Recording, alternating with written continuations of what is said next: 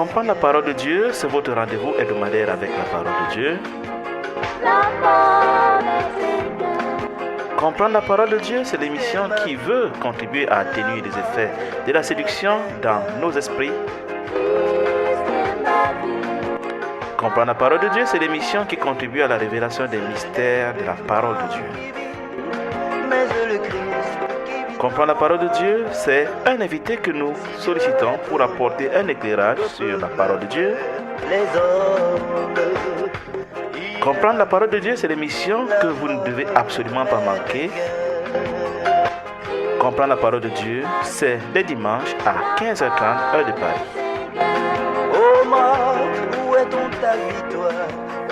Amis auditeurs, bienvenue sur EPS Radio 77. Bonsoir.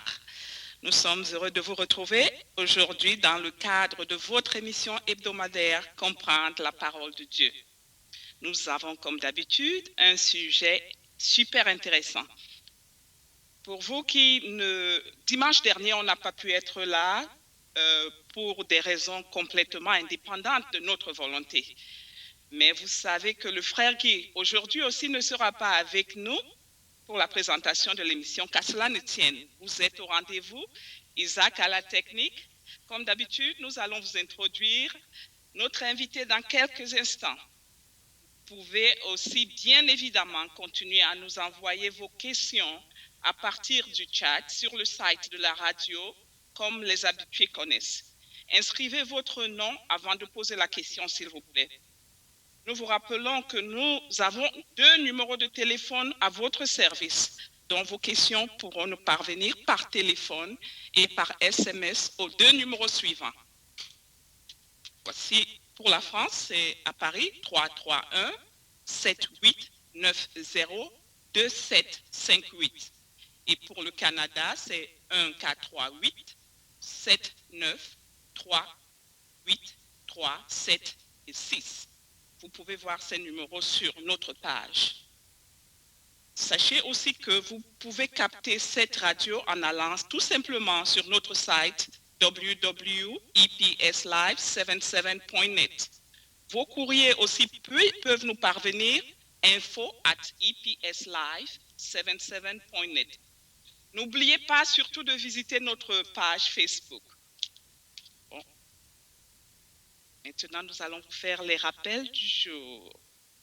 Notre émission, vous êtes en direct again sur notre radio www.epsradio77.net et surtout scotchez à votre émission Comprendre la parole de Dieu. Et aujourd'hui, nous allons parler d'un sujet, la dîme qu'Élohim agrée. La dîme qu'Élohim agrée. Pour beaucoup de gens, l'ordonnance du paiement de la dîme constitue l'un des plus grands tests. Ce sujet fait couler de l'encre partout. Sans aucun doute, il y a beaucoup de choses à comprendre là-dessus. Le versement de la dîme implique-t-il que plus que le simple fait de payer 10% des revenus, combien trouve-t-on de dîmes dans la Bible? Y a-t-il une, deux, plusieurs? Les dîmes appartiennent-elles à Dieu? Comment payer la dîme? Comment l'argent de la dîme doit-il être dépensé? C'est quoi la dîme précisément? Celle que Elohim agrée. Voilà quelques questions que notre invité de ce jour va essayer de nous faire comprendre. Et vous allez pouvoir poser vos questions juste après. On va commencer par une pause musicale pour notre premier intermède. Isaac, tu as une petite musique pour nous cet après-midi?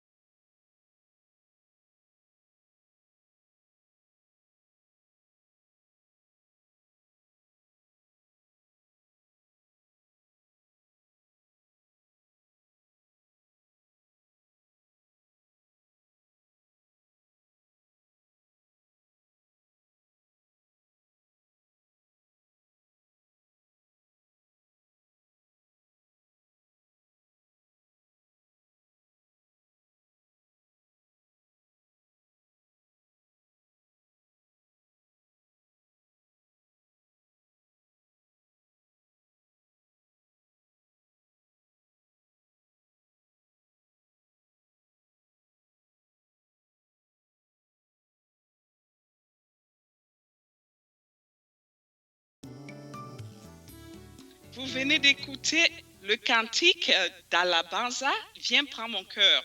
C'est un très beau cantique. En ce moment, j'ai besoin que le Seigneur vienne prendre mon cœur et mon esprit contrôle et fais-en tes délices. Quel beau cantique.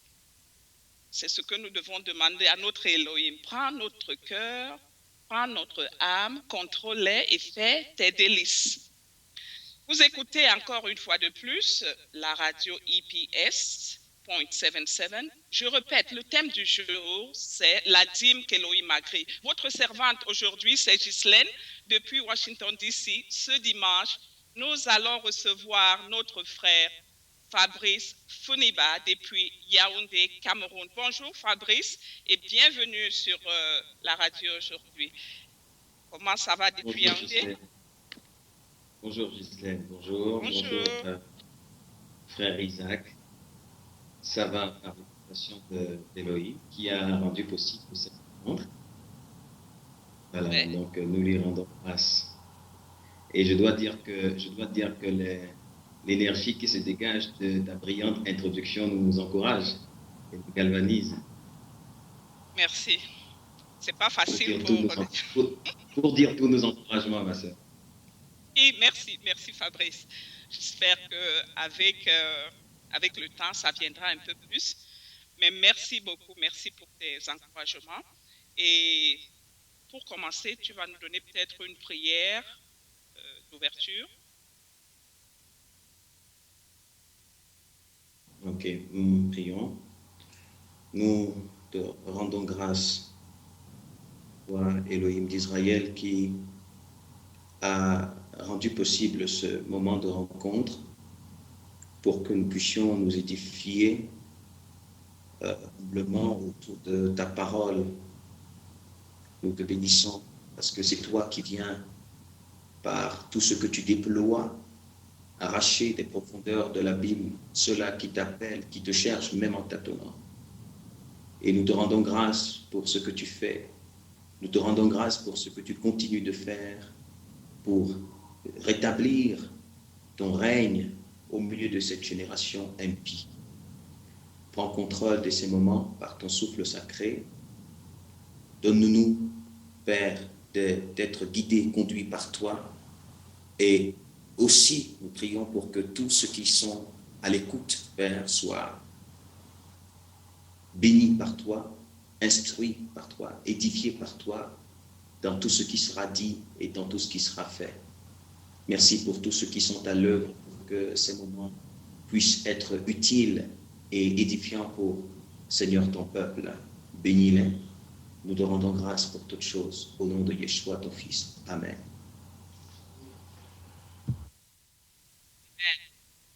Pour la première partie de cette émission, nous allons avoir un léger changement. Notre invité va pouvoir partager avec nous pour une trentaine de minutes un enseignement sur la dîme qu'Elohim m'a créée. Et après, pour la deuxième partie de l'émission, je vais lui poser quelques questions et lui transmettre les questions des auditeurs. Ça va 30 minutes, Fabrice. 30 minutes, Fabrice. OK? Merci. Tu fais bien de me rappeler. Ouais. Chers frères et chers auditeurs, prenez place, prenez des notes et prière de nous envoyer beaucoup de vos questions. C'est un sujet que j'aimerais moi-même comprendre parfaitement. Merci, ma sœur. Donc, nous allons commencer ce moment et je vais te prier, ma sœur Ghislaine, de faire une lecture pour nous rapidement dans le livre de Genèse au chapitre 14 parce que pour mieux comprendre une notion, il vaut mieux rentrer dans son contexte parce que c'est souvent l'erreur que nous commettons lorsque nous allons vers les Écritures.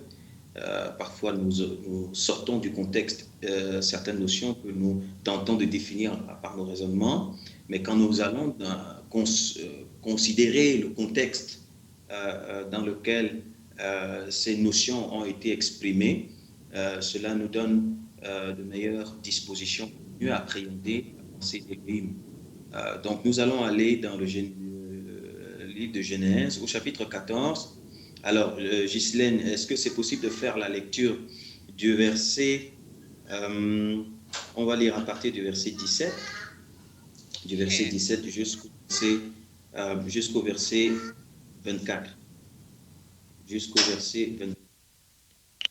La Genèse, chapitre 14, verset 17 à 24.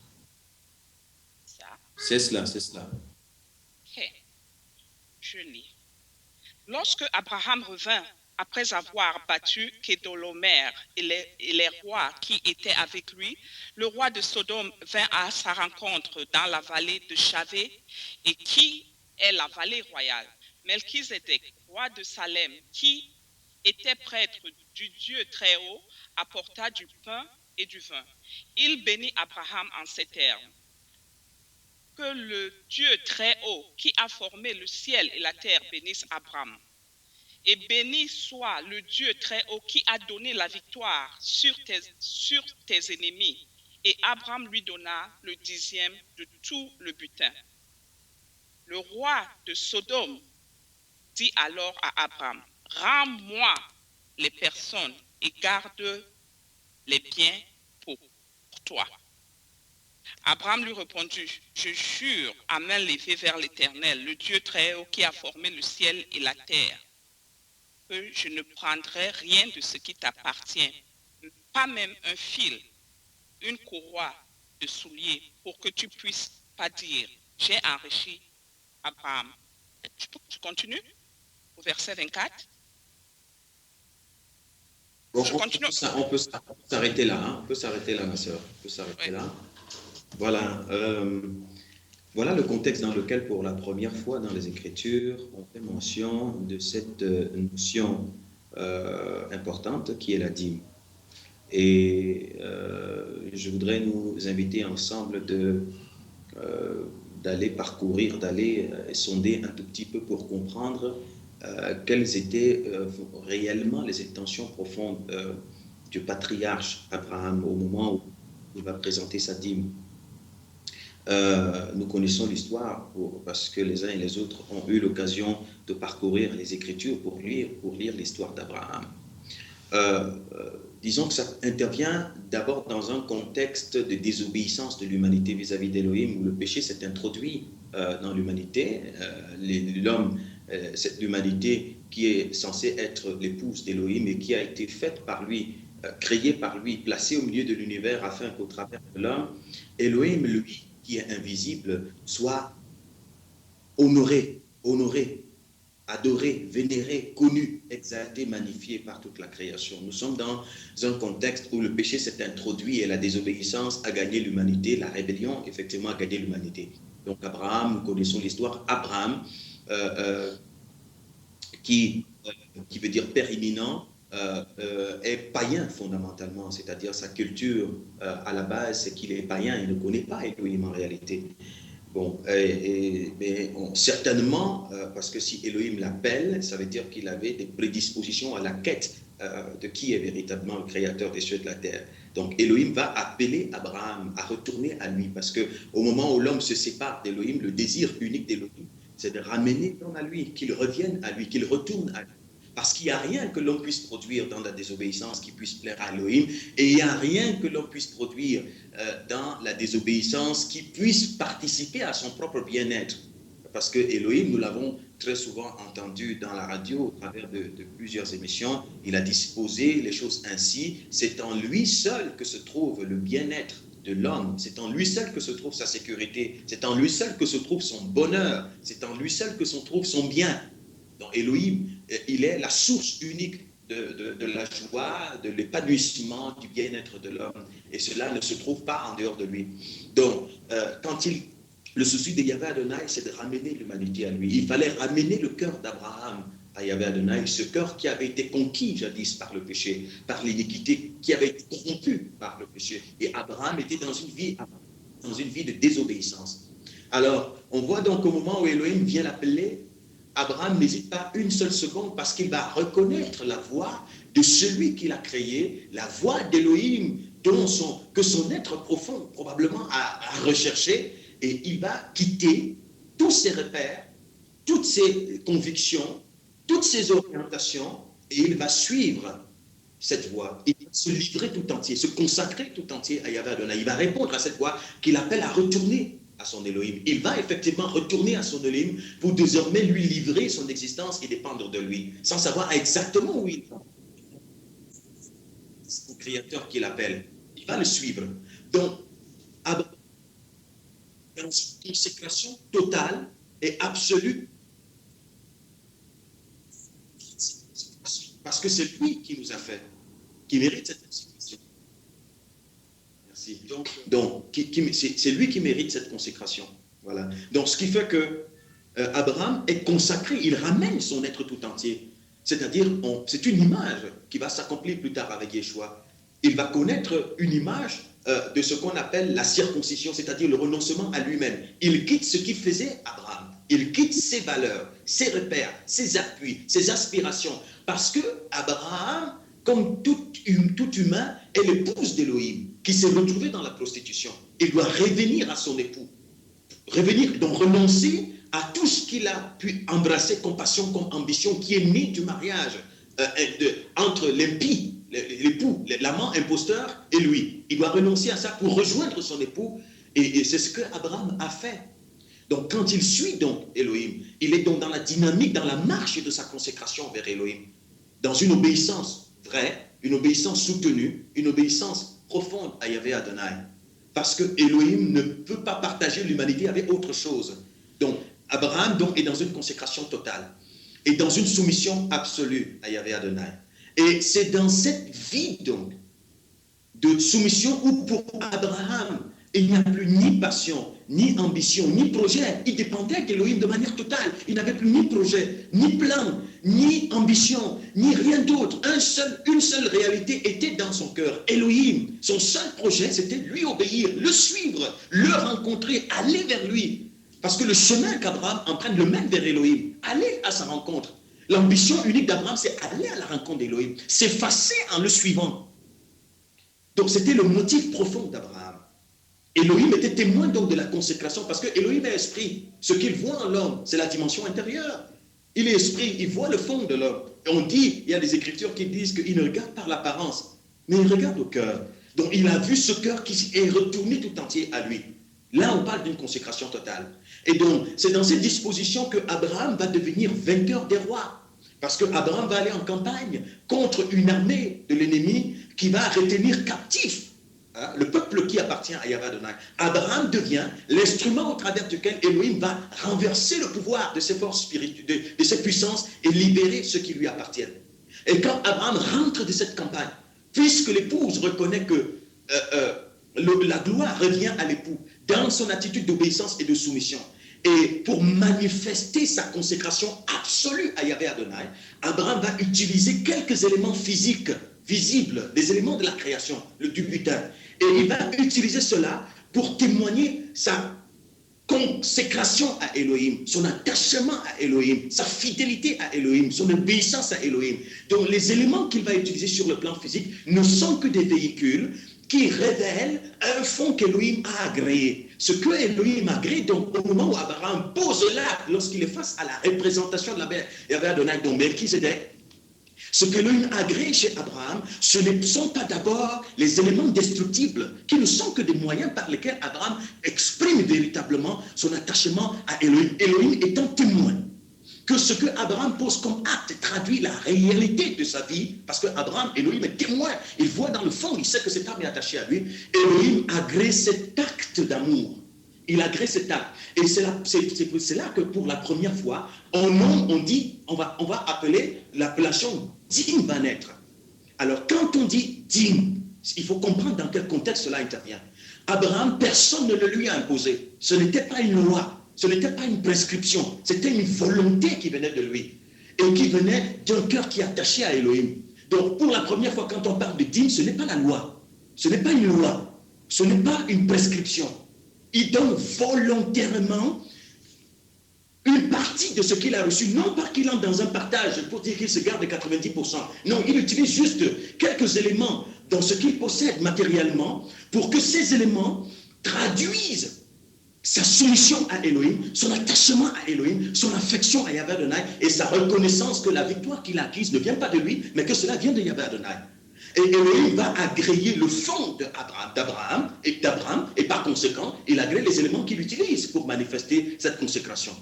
Donc, c'est déjà important de noter que pour la première fois, quand on parle de dîme, ce n'est pas une loi, ce n'est pas une prescription, ce n'est pas une imposition, ce n'est pas une contrainte, c'est de manière volontaire qu'il a donné. Et on a appelé cela dîme. Donc, il a donné la dixième par 10% de tout ce qu'il avait. Il a donné 10% de ce qu'il avait donné, et de manière volontaire. C'est plus tard que cela deviendra une institution qu'Elohim va établir, et nous comprendrons dans quelle intention et pour quel contexte. Donc, ce qu'on peut dire à l'image, en nous appuyant sur cet élément, ce que Elohim agrée. Si Abraham avait entendu, supposons qu'on soit déjà à l'époque de la loi où la dîme est imposée comme une institution, une loi, et que Abraham étant païen, étant dépendant de la coutume de ses pères, une coutume dont le fondement c'est la rébellion, le reniement d'Elohim, vivant dans ses ambitions, dans ses passions, et il va poser cet acte. Ce ne serait pas à Elohim qu'il serait en train de poser un acte pareil, ce serait certainement à celui qui lui inspire les désirs et les ambitions qu'il nourrisse, qui le déploie quotidiennement, qui n'a rien à voir avec Elohim, parce que Elohim n'agrée rien de ce qui émane de la désobéissance, parce que ce que Elohim veut en premier c'est l'obéissance. Donc, ce qui fait que puisque Elohim a agréé ce cœur qui lui est entièrement consacré, alors il agrée tout ce que ce cœur peut lui donner, peut lui apporter. Parce que ce que Abraham donne à Elohim, c'est lui-même. Il utilise juste des symboles pour manifester sa consécration. Elohim, tu es mon Elohim. Je te suis entièrement soumis. Je dépends de toi. Mon ambition, c'est toi, te plaire, t'honorer. Et j'utilise ces éléments pour le traduire. Donc, Elohim entend le langage de l'offrande d'Abraham. Il entend ce langage. Donc, il y a un langage qui vient du fond de son cœur, et c'est ce qu'il agrée. Et on appellera cela dîme. Cet acte et c'est ce que Abraham aura fait qui aura été appelé dîme. Ce ne sera pas la première fois qu'on verra une telle chose se produire, parce que même avec Abel, cela s'est produit. Bon, on ne reviendra pas là-dessus. Et on va voir justement la réponse d'Elohim à ce que Abraham a posé comme acte dans le chapitre 15, que je vais lire rapidement avec ta permission, Ghislaine.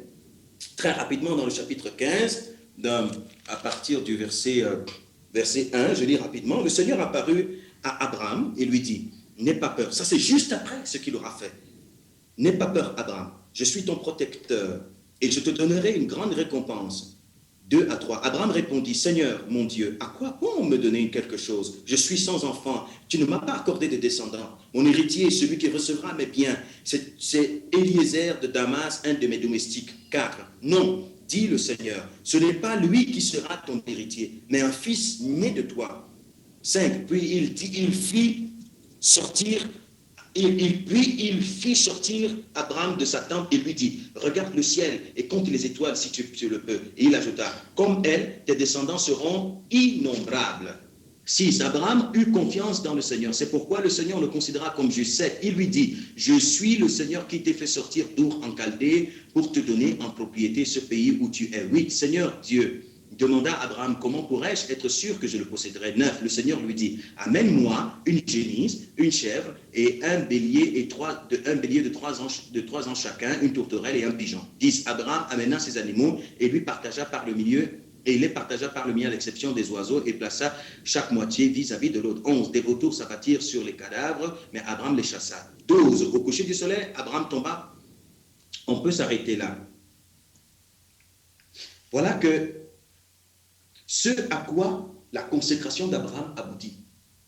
Abraham utilise des symboles parce qu'on était, on peut le rappeler, on était encore à l'époque des images, puisque celui qui devait être l'accomplissement de toutes les Écritures allait venir plus tard. C'est d'ailleurs pour ça qu'Abraham utilise des éléments physiques pour exprimer et témoigner sa consécration totale à Yahvé Adonai.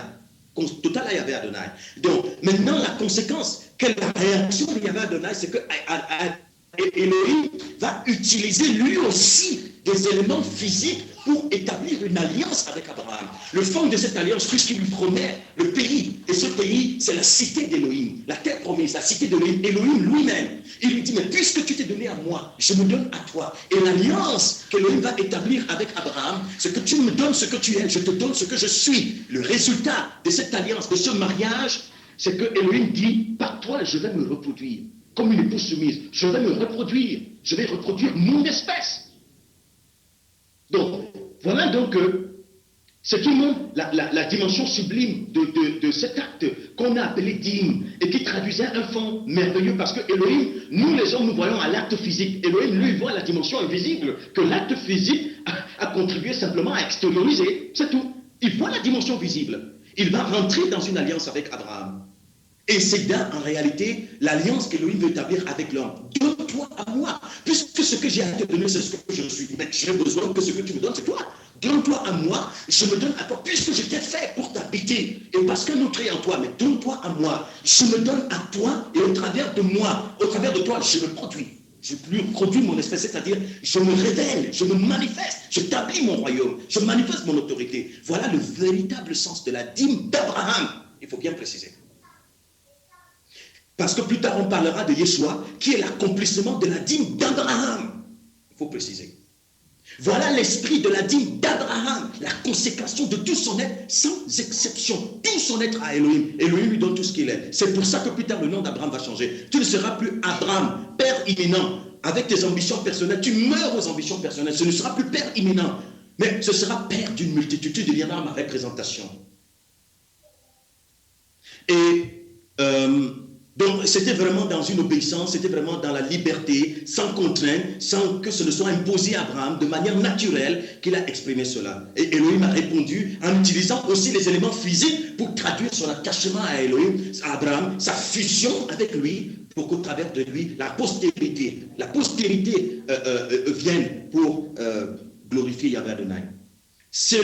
Ce fond sera réitéré par Isaac. Isaac sera le dépositaire de l'esprit de la dévotion de son père, Abraham. Et cet acte sera reproduit aussi par Jacob. Mais dans quel contexte? On va peut-être insister quelques minutes sur le contexte dans lequel, effectivement, Jacob va parler de la dîme. Et on va lire rapidement, Genèse chapitre 28. Genèse chapitre 28. Pendant que vous écoutez et pendant que le pasteur cherche Genèse, chapitre 28, si vous venez d'arriver, nous allons avoir un enseignement pendant une trentaine de minutes avant que nous prenions quelques questions que ce soit. Merci pour votre écoute. Merci Ghislaine. Alors, je vais encore rapidement faire cette lecture, très rapidement, parce que c'est des choses qu'on a lues. Je reviens juste dessus pour nous rafraîchir la mémoire. Genèse chapitre 28 à partir du verset 10. Jacob partit de Beersheba et s'en alla à Charan. Verset 11. Il arriva dans un lieu où il passa la nuit, car le soleil était couché. Il prit une pierre dont il fit son chevet et il se coucha dans ce lieu-là. Il eut un songe, et voici une échelle était appuyée sur la terre, et son sommet touchait au ciel. Et voici les anges de Dieu montaient et descendaient par cette échelle. Et voici l'Éternel se tenait au-dessus d'elle, et il dit, je suis l'Éternel, le Dieu d'Abraham, ton père, et le Dieu d'Isaac. La terre sur laquelle tu es couché, je la donnerai à toi et à ta postérité. Ta postérité sera comme la poussière de la terre. Tu t'étendras à l'Occident et à l'Orient, au septentrion et au Midi, et toutes les familles de la terre seront bénies en toi et en ta postérité. Voici, je suis avec toi, je te garderai partout où tu iras, et je te ramènerai dans ce pays, car je ne t'abandonnerai point, que je n'ai exécuté ce que je dis. Jacob s'éveilla de son sommeil et il dit, certainement l'Éternel est en ce lieu et moi je ne le savais pas. Il eut de peur et il dit, que ce lieu est redoutable, c'est ici la maison de Dieu, c'est ici la porte des cieux. Et Jacob se leva de bon matin, il prit la pierre dont il avait fait son chevet, il la dressa pour monument, il versa de l'huile sur son sommet. Il donna à ce lieu le nom de Bethel, mais la ville s'appelait auparavant Luz. Jacob fit un vœu en disant, si Dieu est avec moi et me garde pendant ce voyage que je fais, s'il me donne du pain à manger et des habits pour me vêtir, et si je retourne en paix à la maison de mon père, alors l'Éternel sera mon Dieu. Cette pierre que j'ai dressée pour monument sera la maison de Dieu, et je te donnerai la dîme de tout ce que tu me donneras. Alors voilà un jeune Jacob qui est appelé à pérenniser la dimension de consécration de son père Isaac et de son grand-père Abraham. Le voilà parce que c'est à lui que le flambeau est donné. Mais seulement il est jeune et il est plein d'ambition, ce jeune. Il ne perçoit pas encore véritablement la dimension profonde de la consécration de son père Abraham à Elohim. Mais dans le fond de son être, il est attiré par cette espérance-là. Mais la chose n'est pas encore claire dans son esprit. Pour le moment, Abraham est encore embrouillé dans le désir de se réaliser comme un homme naturel, avoir des femmes, des enfants, des biens, parce qu'il n'avait rien. Alors voilà qu'il se retrouve là, dans ce lieu désertique, où il va recevoir une vision. Dans cette vision, on lui montre une échelle qui part du sol, dont le sommet touche au ciel. Les anges d'Élohim montent et descendent sur cette échelle. Élohim révèle à Jacob sa vocation, parce que c'est la vocation de l'homme. Je t'ai fait pour que tu sois élevé vers moi, pour que tu sois ma propriété, et qu'au travers de toi, je me déploie pour venir bénir, pour venir libérer, pour me révéler. Je t'ai fait comme mon instrument, pour que tu m'appartiennes, que tu sois à moi, et qu'au-dessus de toi, il n'y ait que moi. Qu'au-dessus de toi et qu'au travers de toi, je me révèle pour libérer les peuples, ramener ceux qui m'appartiennent à moi. Jacob n'a pas encore perçu le songe. Quand il se lève, Jacob reste encore naturel. Il sursaute, il est effrayé, et puis il va bénir Elohim. Et comme il était en train de partir, il avait des difficultés. Probablement, il n'avait pas mangé depuis quelques jours, il avait des difficultés encore physiologiques. Il réfléchit donc comme un homme naturel. Il dit, maintenant, dans ce voyage que je vais faire, vraiment, si l'Éternel me protège, s'il permet que je ne manque pas à manger, s'il permet que j'ai un poste, s'il permet que je le travaille, s'il permet que je me marie, que j'ai des enfants, s'il permet que je rentre sain et sauf, il est mon Dieu. Donc pour Jacob, l'Éternel est son Dieu. Quand tout ce qu'il va faire se résume à sa petite existence, où il sera bien, il va produire ce qu'il veut. Et pour lui, vraiment, il est son Dieu. Il n'a pas encore compris le sens profond de sa vision. Parce que Jacob veut dire voleur, veut dire Jacob, c'est une identité contraire à Elohim. Veut dire menteur, veut dire cupide, veut dire idolâtre. Donc il est Jacob, c'est normal. Mais dans le fond, il cherche Yahvé Adonai. Et Yahvé Adonai va le mener à la connaissance de la déliance d'Abraham, d'Isaac. Il va le laisser aller se produire. Il va donc se produire, obtenir ce qu'il pensait obtenir, et croyant que quand il a obtenu ça, il est vraiment accompli, parce que lui, il l'aura béni, alors il va lui donner la dîme de tout. Et effectivement, probablement, on ne dit pas quelque part que Jacob l'a fait, mais probablement Jacob avait honoré à sa promesse de donner la dîme de tout, parce qu'il avait reçu beaucoup de choses. Il avait reçu des femmes, pas une seule, des femmes, des enfants, des servants, des biens, des serviteurs. Donc imaginons le standard d'aujourd'hui, mais tout ce qu'un jeune peut rêver, tout ce après quoi un homme peut courir, pensant que s'il arrive là, il arriverait vraiment au sommet de la réalisation. Mais quand il va rentrer fier, il rentre comme ça pour aller exhiber sa réussite auprès de ses frères, de sa famille, pour montrer qu'il a réussi comme quelqu'un qui va à l'étranger et qui a réussi à obtenir un statut social. Et il est fier quand il retourne au pays pour montrer aux gens et que vraiment il a réussi. Donc Jacob rentre étant tout fier.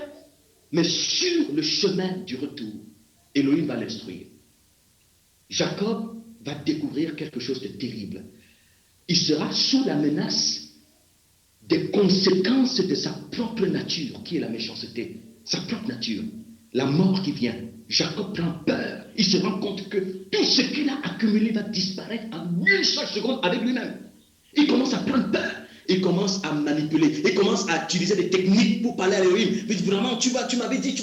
Il prend peur, il utilise toutes les méthodes qu'il faut. Et comme il était très attaché finalement, il va résoudre d'aller vraiment à la rencontre d'Elohim parce qu'il y a une activité intérieure qui se produit en lui, où Jacob commence à comprendre le sens de la vision qui lui avait été révélée.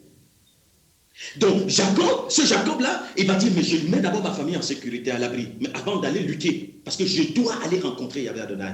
Et il va mettre sa famille en sécurité par ordre d'intérêt. Il met Rachel, Léa devant, avec ses servantes, ses enfants, et puis Léa. Comme ça, si Ésaü arrive, il tue d'abord Léa. Parce que comme il n'était pas très attaché à Léa, il finit d'abord avec, excusez-moi l'expression, on dit ça ici, il finit d'abord avec Léa, et après les serviteurs, il met Rachel en dernier lieu. Comme ça, si vraiment c'est trop, il peut venir prendre Rachel, et puis l'enfant, il peut commencer à fuir. Donc c'est pour montrer que même dans cette attitude, ça révèle vraiment un Jacob qui est d'une nature totalement différente d'Élohim. Et Jacob, quand il va de nuit, il va se retrouver seul. Il va méditer sur son parcours. Après plusieurs années de réalisation, il va finir par comprendre que son gros problème, ce Jacob-là, c'est parce qu'il est Jacob.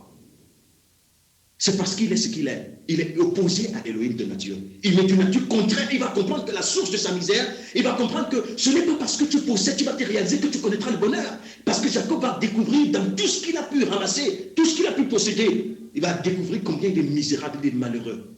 Il est privé du bonheur et de la tranquillité parce qu'il n'est pas en paix. Il va comprendre que son problème, c'est parce qu'il est Jacob. Il va aller lutter avec Elohim. On ne dit pas, il va lutter avec Elohim, pas contre Elohim, avec Elohim. Mais il va lutter avec Elohim contre Jacob parce qu'il comprendra que son gros problème, depuis toutes ces années, il ne l'avait pas compris, c'est parce qu'il est Jacob. Il n'est pas dans une consécration absolue, dans le désir de s'effacer pour servir Elohim. Il va demander, l'ange va lui demander, qui es-tu? Il dit Jacob, il va se dénoncer. Il va se dénoncer. Il dit, je suis voleur, je suis impur, je suis sale, je suis méchant, je suis l'opposé d'Elohim. Et donc, j'avais donné des choses que j'ai ramenées à Elohim, mais je me rends compte qu'il y a une chose que je ne lui ai pas donnée moi-même.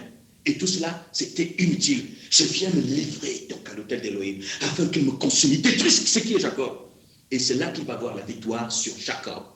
Il va avoir la victoire sur Jacob, Elohim, et Israël va naître, le peuple de Yahvé Adonai. Il y aura donc fusion entre Jacob qui va mourir et Yahvé Adonai, et c'est Elohim qui apparaît. Et c'est pour ça que Ésaü, la puissance qu'il habitait, qui est inférieure à celle qui désormais se dégage de Jacob, va se soumettre. Et Jacob va comprendre le vrai sens de la dîme d'Abraham.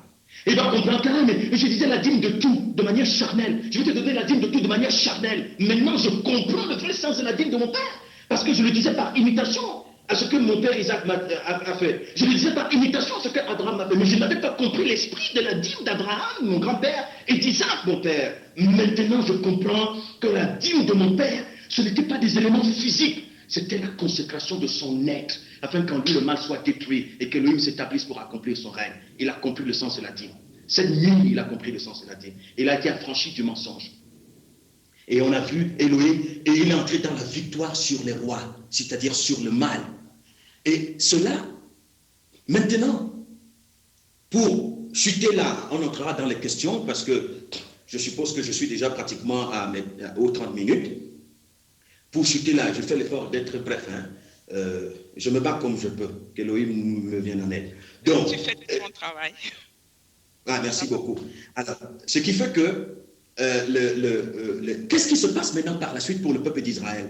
Elohim va instituer plus tard la dîme comme une ordonnance, un élément de la loi, dans la loi. Mais souvenons-nous que Abraham a donné sa dîme dans l'obéissance totale, dans la liberté, l'obéissance totale à Yahvé Adonai. C'est-à-dire qu'il a utilisé les symboles pour traduire sa consécration totale à son père, à Elohim, son père, dans l'obéissance. Mais regardons que c'est dans la rébellion qu'Elohim va instituer parmi les autres ordonnances la dîme comme un élément de la loi, ou si vous voulez comme une ordonnance. Il va instituer la dîme, mais dans la rébellion, le peuple sera un peuple rebelle, un peuple au cou raide, un peuple désobéissant. Et c'est là que Elohim donne la loi à ce peuple, et là, dans cette loi, il y a un élément qu'on appelle la dîme. Mais parce qu'il avait compris qu'il a affaire à un peuple charnel. Mais le problème, c'est que Elohim avait établi une alliance avec Abraham. Et c'est par l'alliance qu'il avait établie avec Abraham que malgré la rébellion de ce peuple-là, il devait le mener vers le but. C'est par alliance avec Abraham qu'Elohim a conduit ce peuple. Ce n'était pas par l'obéissance de ce peuple, mais c'est par l'obéissance d'Abraham.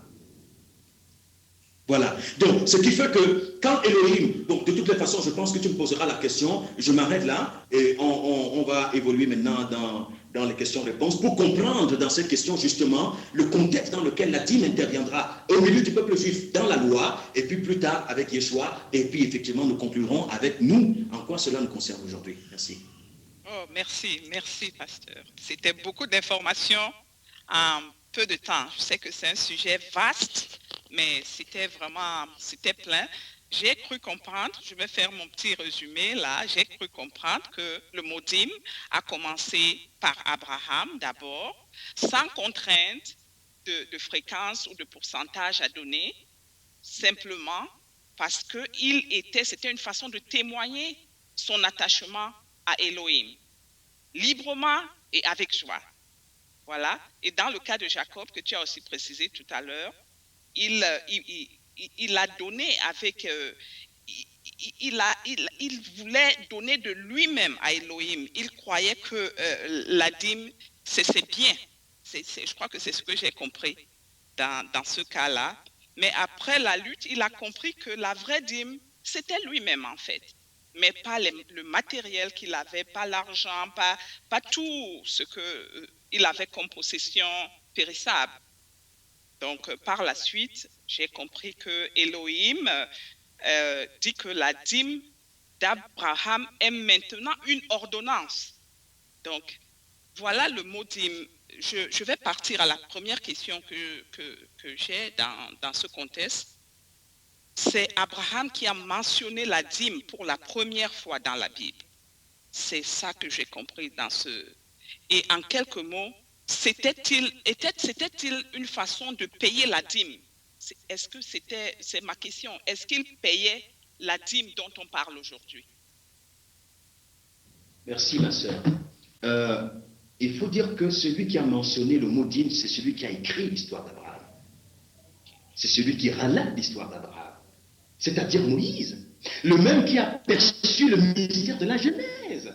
Il est c'est-à-dire le souffle d'Élohim, en réalité, en Moïse. C'est lui qui nomme ce que Moïse a fait dire. C'est pour ça qu'il est intéressant d'entrer dans la conscience, dans la pensée pour comprendre c'était quoi les intentions du souffle. Non, ce que Abraham va poser comme acte et qui est écrit par l'écrivain, le bras d'Élohim, le bras d'Élohim pour relater cette histoire, n'a rien à voir dans son fond avec ce qui est pratiqué. Et je dis même ce qui est pratiqué, pas seulement par nous, mais par le peuple juif, par la suite. Et c'est pour ça qu'on va le comprendre. Et qui n'a rien à voir avec ce qui est pratiqué dans nos communautés religieuses au milieu de notre génération, où on prend un peuple malade, un peuple qui souffre, un peuple qui n'arrive même pas à discerner sa droite de sa gauche, et qu'on manipule des fins matérielles. Rien à voir. Maintenant, on précisera au fur et à mesure. Amen, amen. Donc, vous avez tous compris l'enseignement de notre frère Fabrice. Et maintenant, on va prendre une petite pause musicale pour rassembler toutes les questions qui vont être posées. Est-ce que c'est bon, Fabrice? Ça va. Voilà. Le frère Isaac, tu peux nous envoyer peut-être...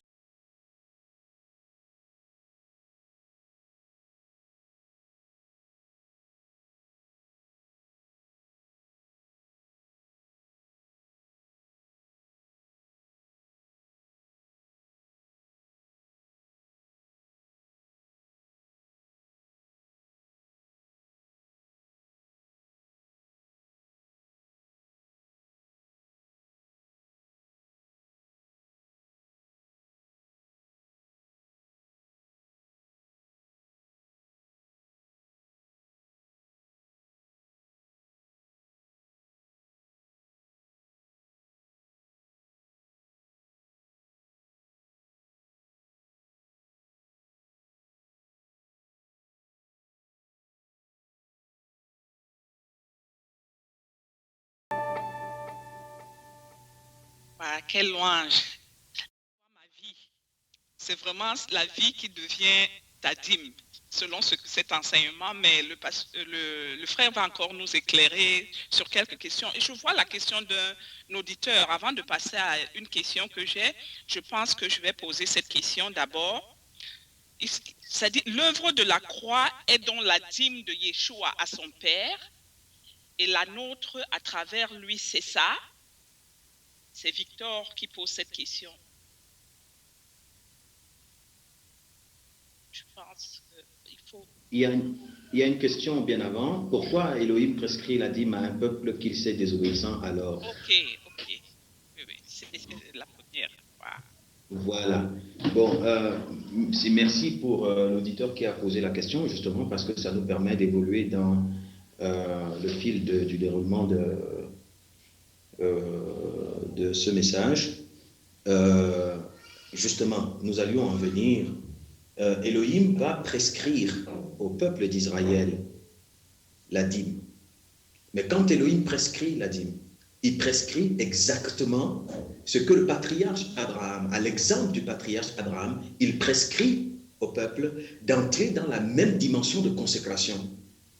Mais le peuple ne va pas le comprendre. Donc, et quand il prescrit cette dîme, c'est pour justement que le peuple, en s'exprimant, se révèle d'une adhérence de nature contraire à celle d'Abraham se découvre, c'est d'ailleurs ça l'objectif de la loi, que le peuple découvre combien il est à des années-lumière. Parce qu'Abraham est considéré comme le père de l'adhérence. Adhérence dont Yeshua sera l'accomplissement. Donc, il prescrit cette dîme, mais il sait que ce peuple-là n'est pas dans le même esprit, la même conscience qu'Abraham, le patriarche.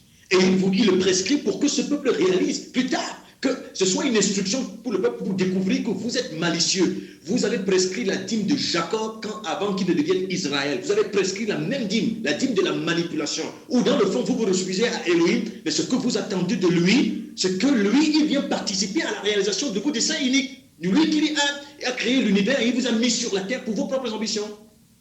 Donc c'est la dîme du mépris, la dîme de l'injure, la dîme du reniement d'Elohim. Donc c'était pour amener ce peuple à découvrir sa nature profonde qu'il lui a prescrit. Il a prescrit dans cette dîme à ce peuple-là.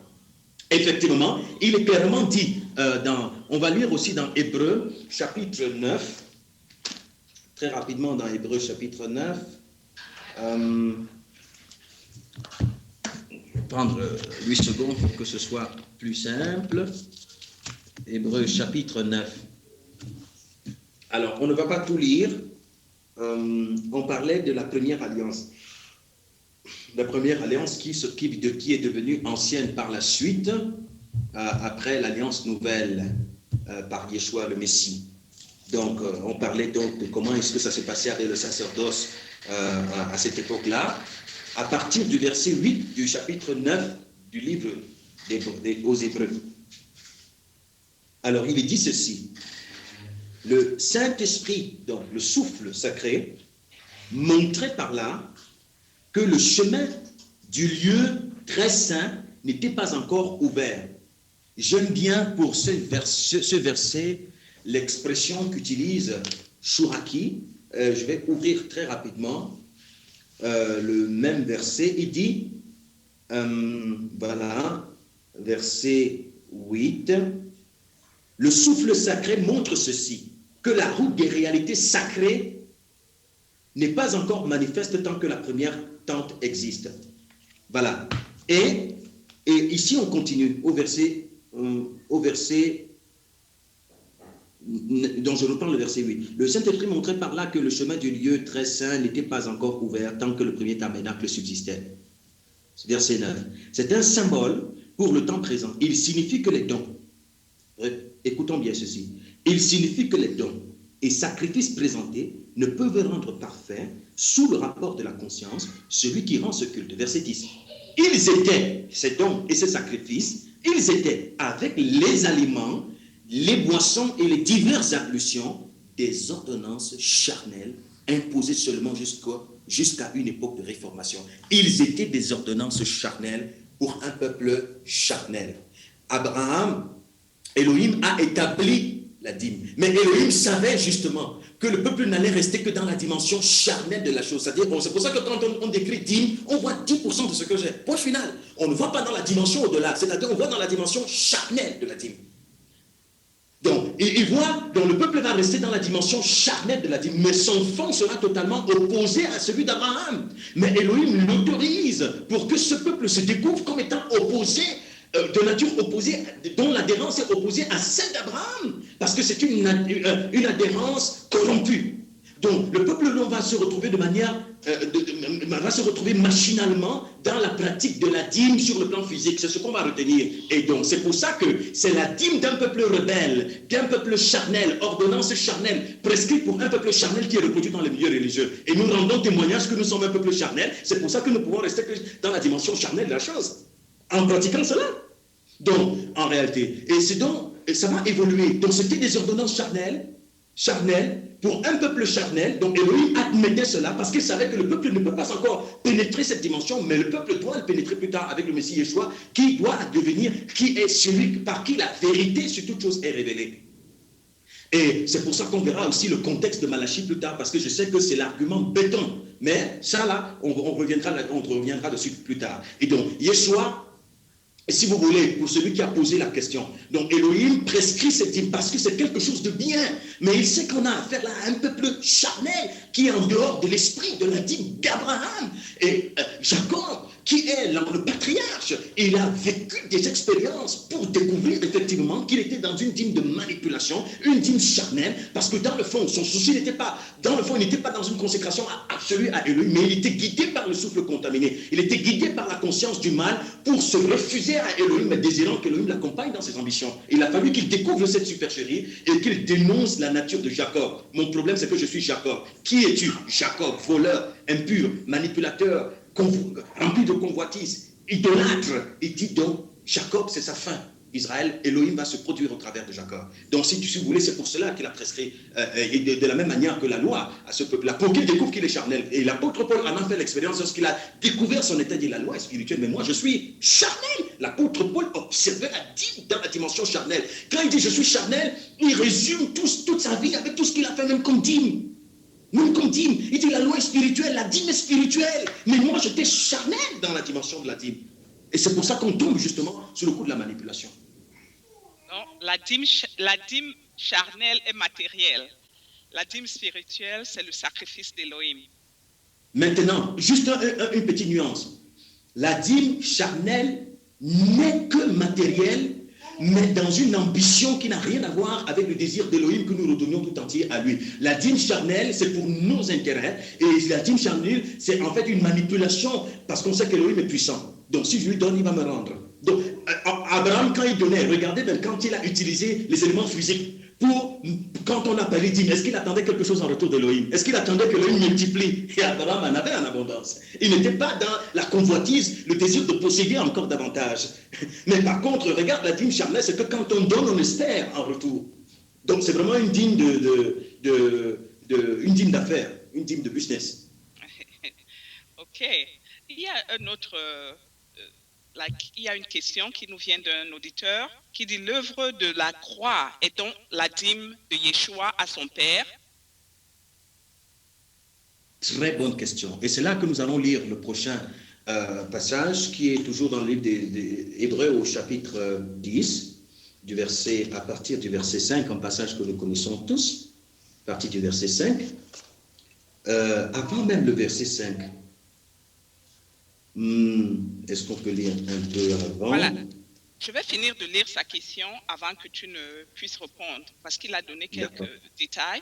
Il dit, et la nôtre à travers lui, c'est ça. Et donc, il y a deux questions sur ça. Et la nôtre à travers lui, c'est cette même... est-ce que c'est cela? D'accord. Bon, voilà. On va utiliser on va lire Hébreux chapitre 10 à partir du verset 5. Si tu peux faire la lecture, ma sœur, du verset 5 jusqu'au verset... J'aimerais vraiment recevoir une Bible en français de vous là-bas, parce que là, je dois chercher online. D'accord. Non, mais je vais faire la lecture, il n'y a pas de souci, je vais faire la lecture, ma sœur. Je vais faire la lecture. C'est pourquoi Christ, entrant dans le monde, dit, tu n'as voulu ni sacrifice, ni offrande, mais tu m'as formé un corps. Tu n'as agréé, on parle de la dîme qu'Élohim agrée. Tu n'as agréé ni holocauste, ni sacrifice pour le péché. Alors j'ai dit, voici je viens. Dans le rouleau du livre, il est question de moi, pour faire, ô Élohim, ta volonté.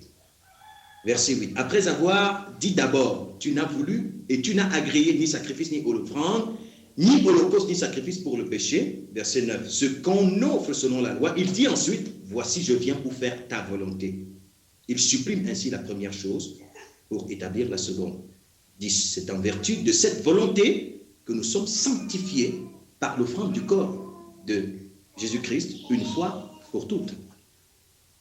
Donc, il dit, mon Père, tu n'as agréé ni sacrifice, ni holocauste, ni offrande. Waouh! Si le patriarche Jacob pouvait revenir, il allait dire Amen, Yeshua, parce que je l'ai compris dans mon vécu. Tu n'as agréé ni sacrifice, ni holocauste, mais tu m'as fait un corps. Voici, je viens pour faire ta volonté, parce que ta volonté n'a rien à voir avec le sacrifice et les holocaustes et les offrandes sur le plan charnel, sur le plan physique. Yeshua vient donc révéler que, en fait pour tout le peuple qui se réclame descendant d'Abraham, que ce que Abraham a donné à Elohim, ce n'était pas des holocaustes, ce n'était pas des béliers, c'était lui-même. Et il dit, tu m'as fait un corps pour accomplir ce que Abraham a fait. Et lorsque celui qui a écrit a dit, dîme, je viens d'y révéler, donc pour accomplir cela, je te donne ce que Abraham t'a donné, puisque j'en suis l'accomplissement. Je te donne ce que je suis. Oui, la croix est l'aboutissement de la dîme. Parce que quand il se donne, il doit aller à la croix. La croix est l'aboutissement de la dîme. Et non, pas l'aboutissement de la dîme. Parce que l'aboutissement de la dîme, c'est la révélation d'Élohim. La croix est l'expression de la dîme, le sacrifice de soi. L'expression vivante de la dîme. L'aboutissement, c'est Élohim qui se révèle. Et le résultat, comme cela s'est passé avec Abraham, c'est la libération des prisonniers pour les ramener à Élohim d'Israël. Donc, et Yeshua monte donc par là, puisqu'il vient accomplir. Il vient être l'accomplissement de ce qu'Élohim a prouvé à Abraham. Il dit, tu n'as agréé ni sacrifice ni offrande. Ce n'est pas ce que tu voulais. Mais le peuple charnel, il est resté simplement à la dimension de l'offrande. Mais non, tu n'as pas. Tu m'as formé un corps. Je reconnais que tu es donc le Créateur. Je suis sur la terre, pas pour moi, mais pour toi. Je te le remets. Pasteur, mon frère, parce que tu parles de... Si tu permets, je sais la deuxième dimension donc, de la question de l'auditeur, c'est par rapport à nous, oui, puisque Yeshua est le modèle de la dîme par excellence qu'Élohim a créé. Il montre donc qu'en réalité, ce que Abraham t'a donné et que tu as agréé et que ce qu'on appelait dîme, qui était l'expression visible, manifeste de ce qu'il a offert en réalité que tu as agréé, c'est ce que je te donne, ce que je suis, pour montrer que ce que tu attends de l'homme, ce n'est pas les éléments qu'il possède. Ce ne sont pas les éléments qu'il possède. Parce qu'aussi longtemps que nous sommes impurs, tout ce que nous avons est impur. Tout est pur pour ceux qui sont purs. Mais rien n'est pur pour ceux qui sont souillés et incrédules. Donc, tout ce qu'ils offrent est souillé. Ce que tu as agréé, c'est le retour total de l'homme. Il n'y a pas de manipulation. Et cela est juste. Il n'y a même pas de négociation. Il faut le retour total à lui. Le reste, tout le reste de la vie, l'agitation, ce n'est que pour nous. Aussi longtemps qu'il n'y a pas de retour, tout le reste, ce n'est pas pour Elohim. Ce n'est pas pour la gloire d'Elohim, puisqu'il n'a pas soif de gloire, Yahvé Adonai. Donc, c'est cela. C'est-à-dire, Yeshua a posé dans les bases de la vraie dîme. C'est pour ça que quand on entre, pour évoluer un peu dans la question, la réponse pour la question du frère, quand Yeshua vient donc révéler le vrai sens de la dîme, les disciples de Yeshua vont pratiquer la dîme de Yeshua, c'est-à-dire la consécration d'eux-mêmes. Et la dîme de Yeshua revient donc au contexte d'Abraham, où on donne librement, sans contrainte ni tristesse. On décide par amour pour Elohim. C'est pour ça que les disciples de Yeshua ont suivi la même dîme en se donnant totalement. Mais s'ils se donnent, ce n'est pas ceux qui brûlent qui ne donneront pas. Mais maintenant, quand ils entrent dans cette dimension, on ne parle plus de dîme dans la nouvelle alliance. Ils se donnent d'abord eux-mêmes et ce qu'ils disposent, ils le mettent au service de l'avancement de l'œuvre d'Elohim. Ils le mettent au service avec choix, parce qu'ils se sont d'abord donnés eux-mêmes. Donc, c'est pour ça qu'on retrouve dans la figure, le visage d'Abraham, pour l'accomplir, donne avec liberté.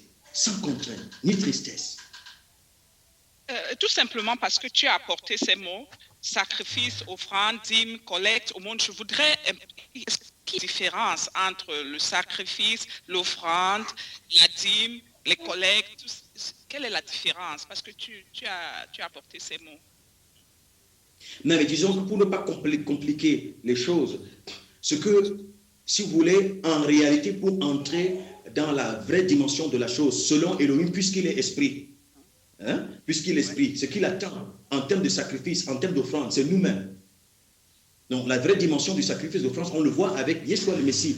Il dit donc en réalité, ce que tu as voulu, ce que les hommes ont appelé offrande, sacrifice, holocauste, ce n'est pas ce que tu as agréé, mais tu vas former un corps. Voilà la véritable offrande que tu attends de moi. Et on dit donc, Yeshua s'est donné à son Père, il s'est offert à son Père comme un sacrifice de bonne odeur. Il s'est offert à son Père comme un sacrifice de bonne odeur. Il s'est refusé à la conscience du monde. Il s'est donné tout entier à son Père. Il est en train d'accomplir la dîme d'Abraham.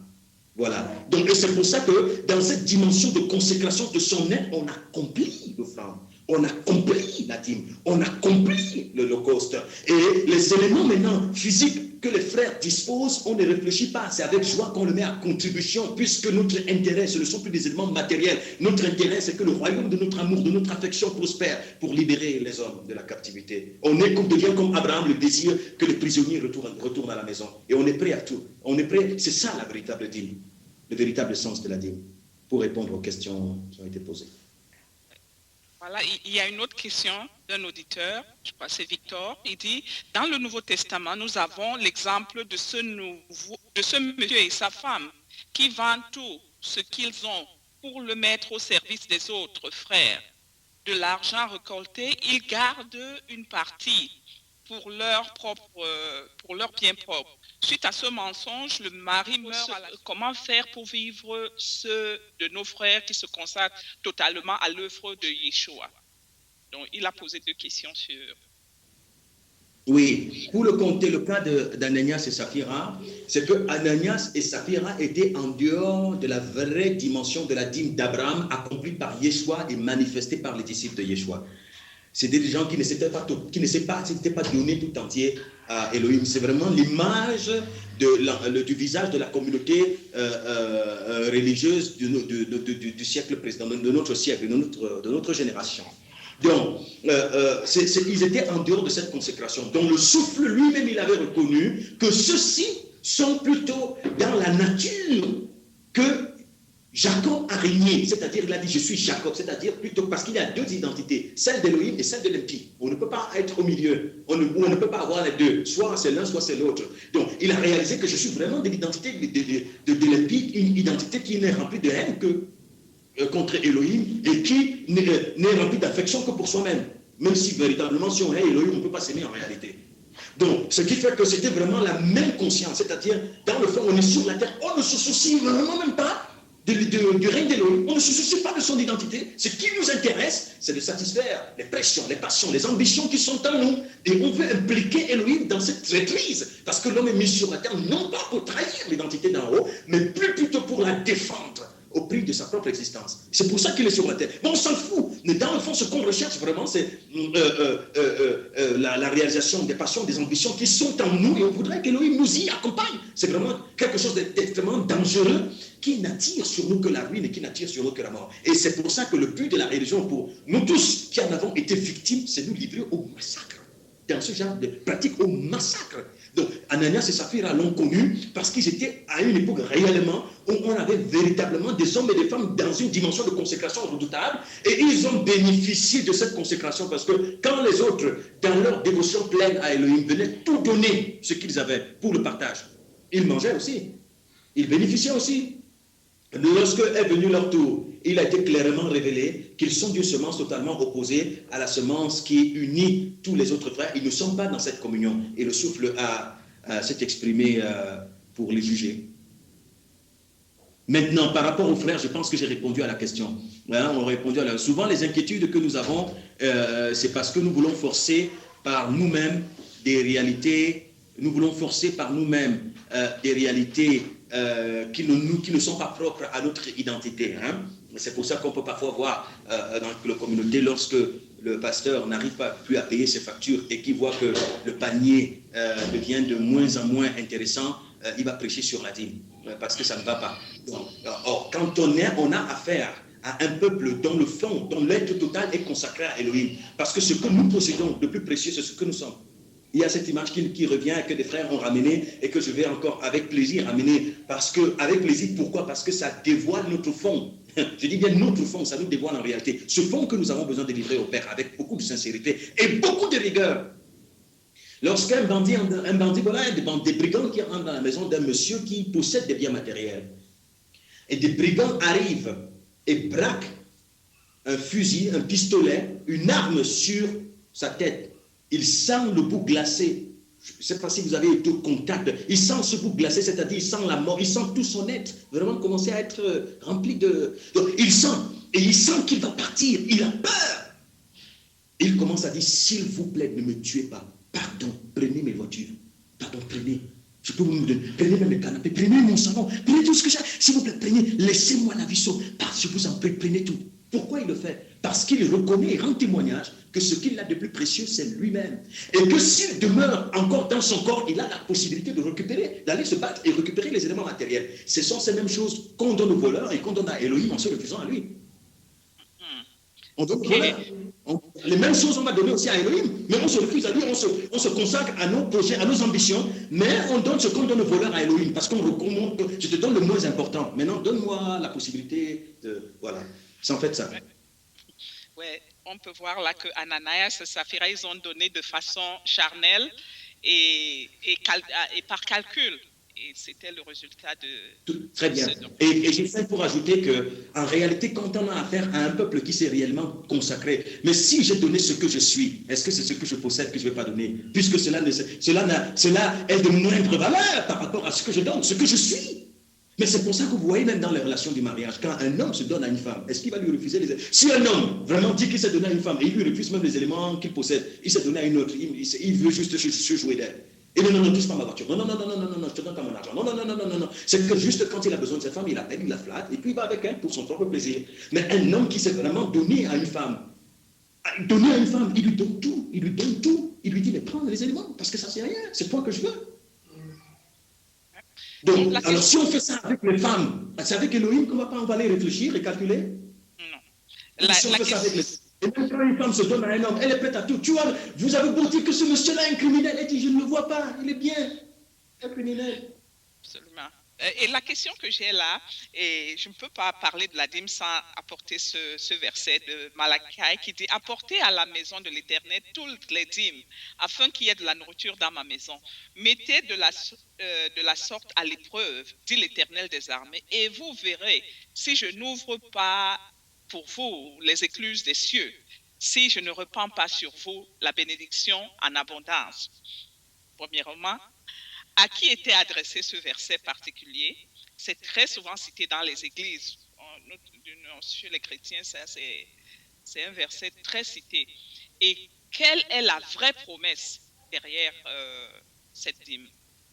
Merci beaucoup, ma sœur. C'est le verset béton. Le passage du banditisme religieux dans lequel...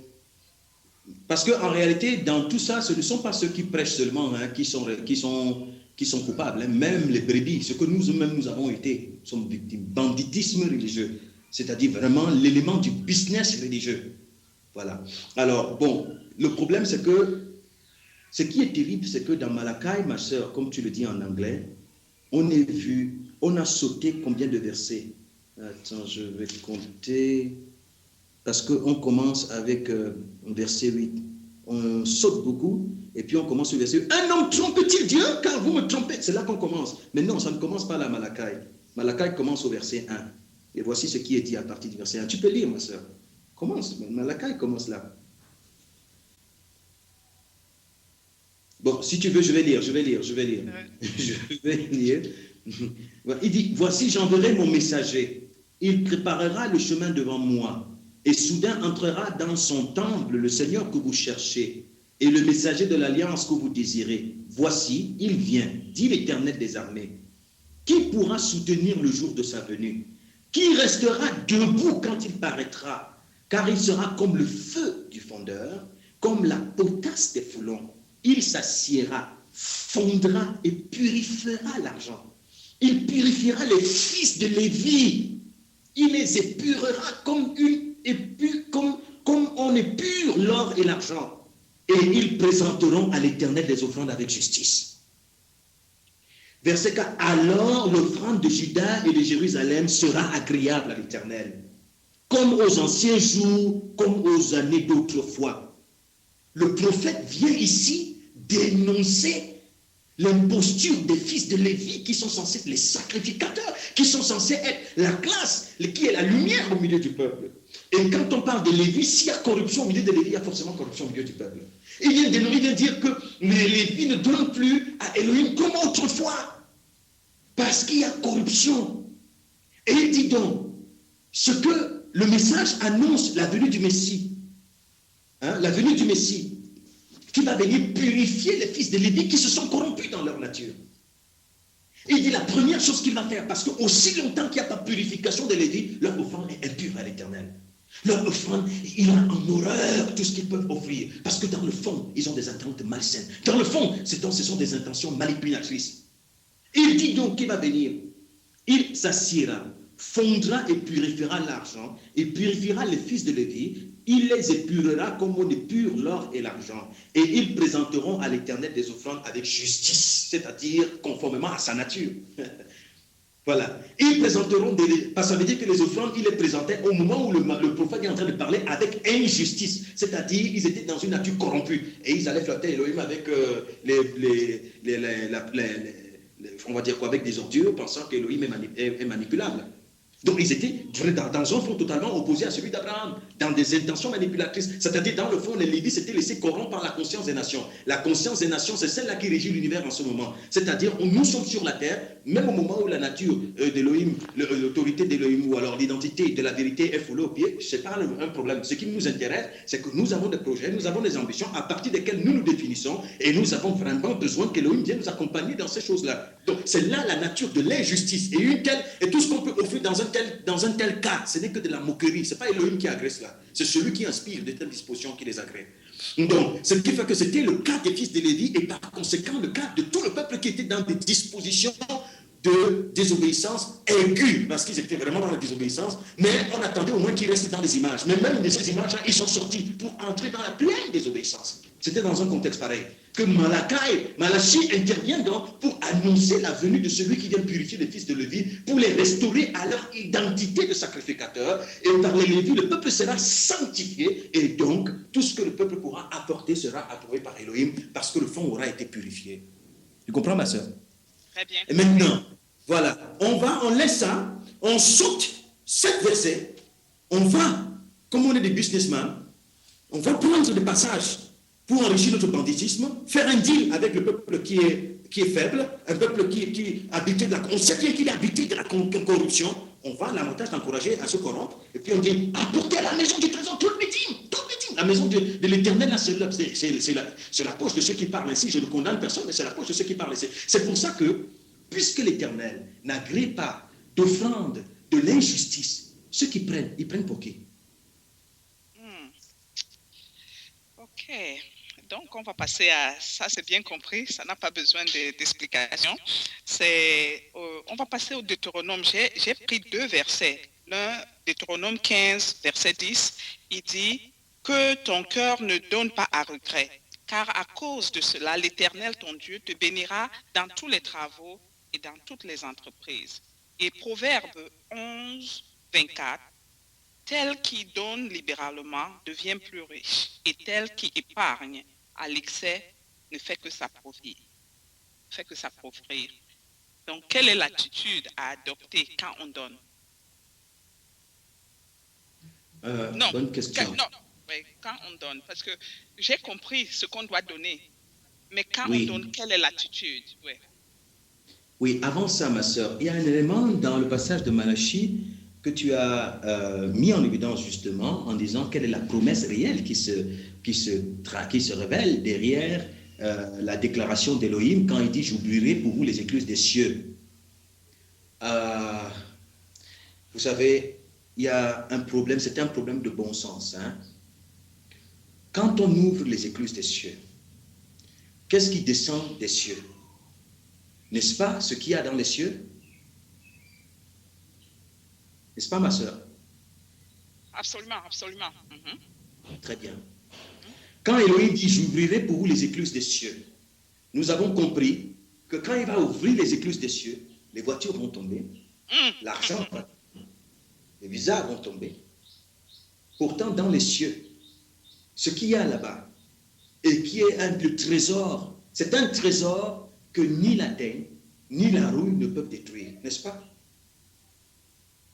N'est-ce pas? Absolument. Ça veut dire que c'est un bien indestructible, donc c'est le bien par excellence.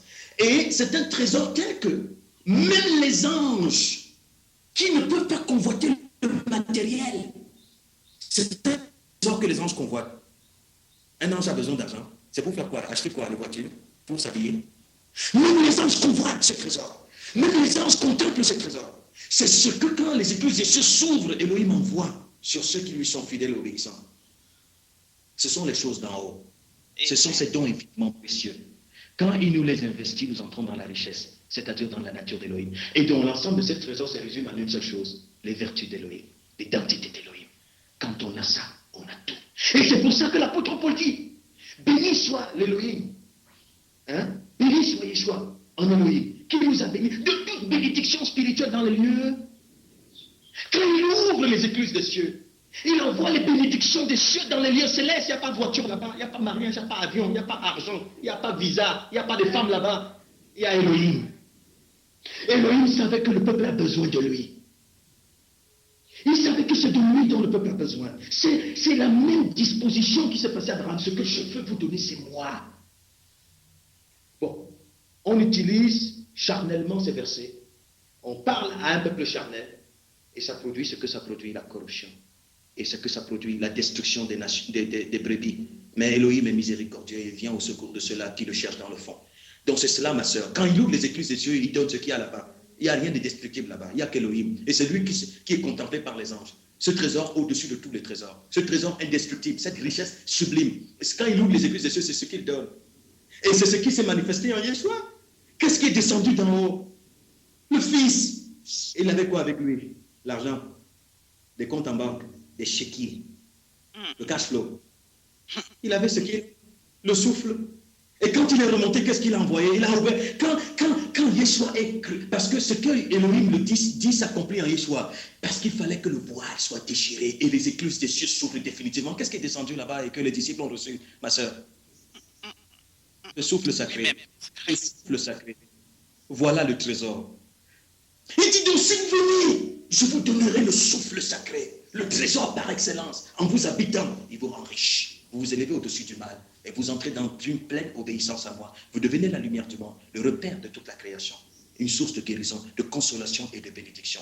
Voilà la vraie dimension d'Adi. Amen. Et pour comprendre ce verset, particulièrement par rapport à ce qu'on a parlé, et quiconque aura quitté à cause de mon nom, ses frères, ses sœurs, son père ou sa mère ou sa femme ou ses enfants, ou ses terres ou ses maisons, recevra le centuple et héritera de la vie éternelle. Voilà ce qui tombe de nous des cieux, la vie éternelle, notre Messie. Amen. Mais ma soeur, quelqu'un va t'écouter, il va dire, ah non, non, ne conclue pas vite comme ça. Il a dit bien, il va hériter de tout cela au centuple, c'est-à-dire des sœurs fois 100. Mais vraiment, si c'était dans la dimension charnelle, c'est que si c'était comprendre comme ça, mais c'est que ceux qui ont cru, je ne sais pas où ils vont habiter, avec 100, une sœur, des sœurs, s'il en avait 4, on multiplie par 100, ça fait 400 sœurs. Mais moi, j'ai une telle bénédiction, je ne veux pas suivre. Parce qu'il faut bien prendre en charge toutes ces personnes fois 100. Ce n'est pas évident.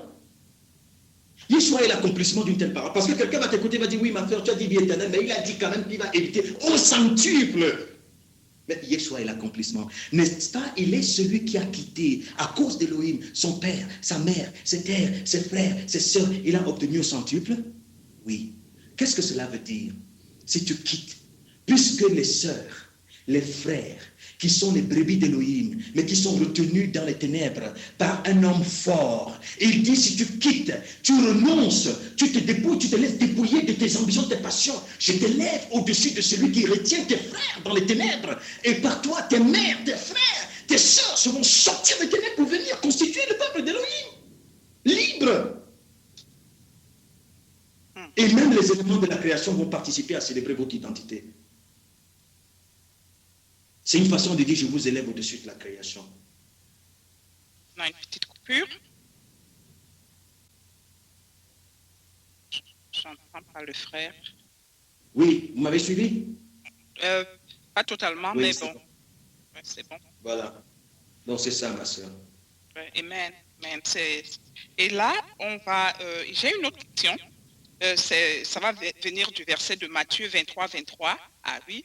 Malheur à vous, scribes et pharisiens hypocrites, parce que vous payez la dîme de la menthe, de la nette et du cumin, et que vous laissez ce qui est plus important dans la loi, la justice, la miséricorde, la fidélité. C'est là ce qu'il fallait pratiquer sans négliger les autres choses. Mais voilà, ce verset ramène toujours au fait que peut-être c'est enseigné. Est-ce que le Yeshua a enseigné de donner la dîme dans l'Église? Merci, ma sœur. Voilà encore un autre passage, béton, à un argument. Et l'autre chose que je voulais préciser pour revenir sur le passage de Malachie, ma sœur, c'est que Elohim voulait quand même que malgré ses dispositions charnelles, le peuple continue de donner même charnellement. Parce qu'il savait que dans l'alliance avec Elohim, avec Abraham, il allait amener à franchir le peuple de son fond qui est mauvais.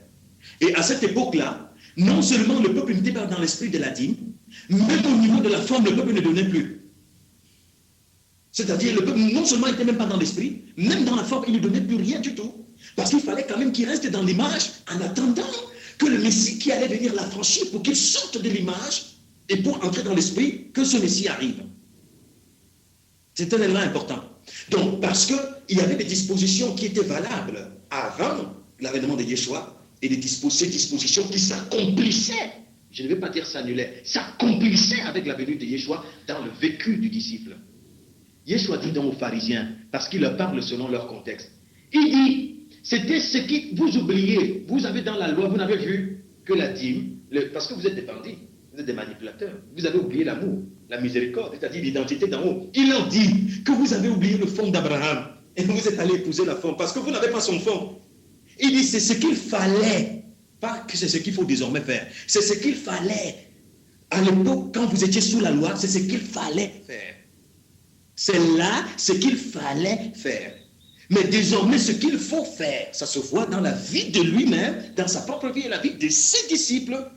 Qu'est-ce qu'ils ont fait? Leur vie est l'accomplissement de la dîme d'Abraham, dont Yeshua est la figure réelle, véritable, et on voit qu'à cette disposition, comme on l'a dit, c'est vraiment le visage, le contexte d'Abraham qui revient, c'est-à-dire on donne, puisqu'on s'est donné tout entier, on ne calcule plus, on ne paye plus, il n'y a plus rien à payer, puisque je fais un avec Elohim. Mais qu'est-ce que j'ai à payer? Je fais un avec lui. Tout ce que j'ai est pour lui, tout ce qu'il a est pour moi. Mais je lui paye quoi?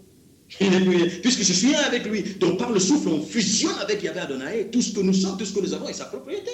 Et donc on le met naturellement en toute liberté et avec beaucoup de joie à la disposition de l'avancement de son règne. Voilà, monsieur. Il y a le frère Victor qui envoie une question. Il dit, la dîme qui plaît à Elohim est notre abandon et l'obéissance en lui. Comment comprendre la recommandation sur les veuves et les orphelins qu'il faut aider? D'accord. C'est pour ça que je dis tout à l'heure, au début de l'émission, que c'est très important de ne pas retirer des éléments des Écritures de leur contexte. Parce que quand on les retire de leur contexte, ça devient très dangereux. Et il y a possibilité de manipulation des versets bibliques à des fins égoïstes et à des fins impies.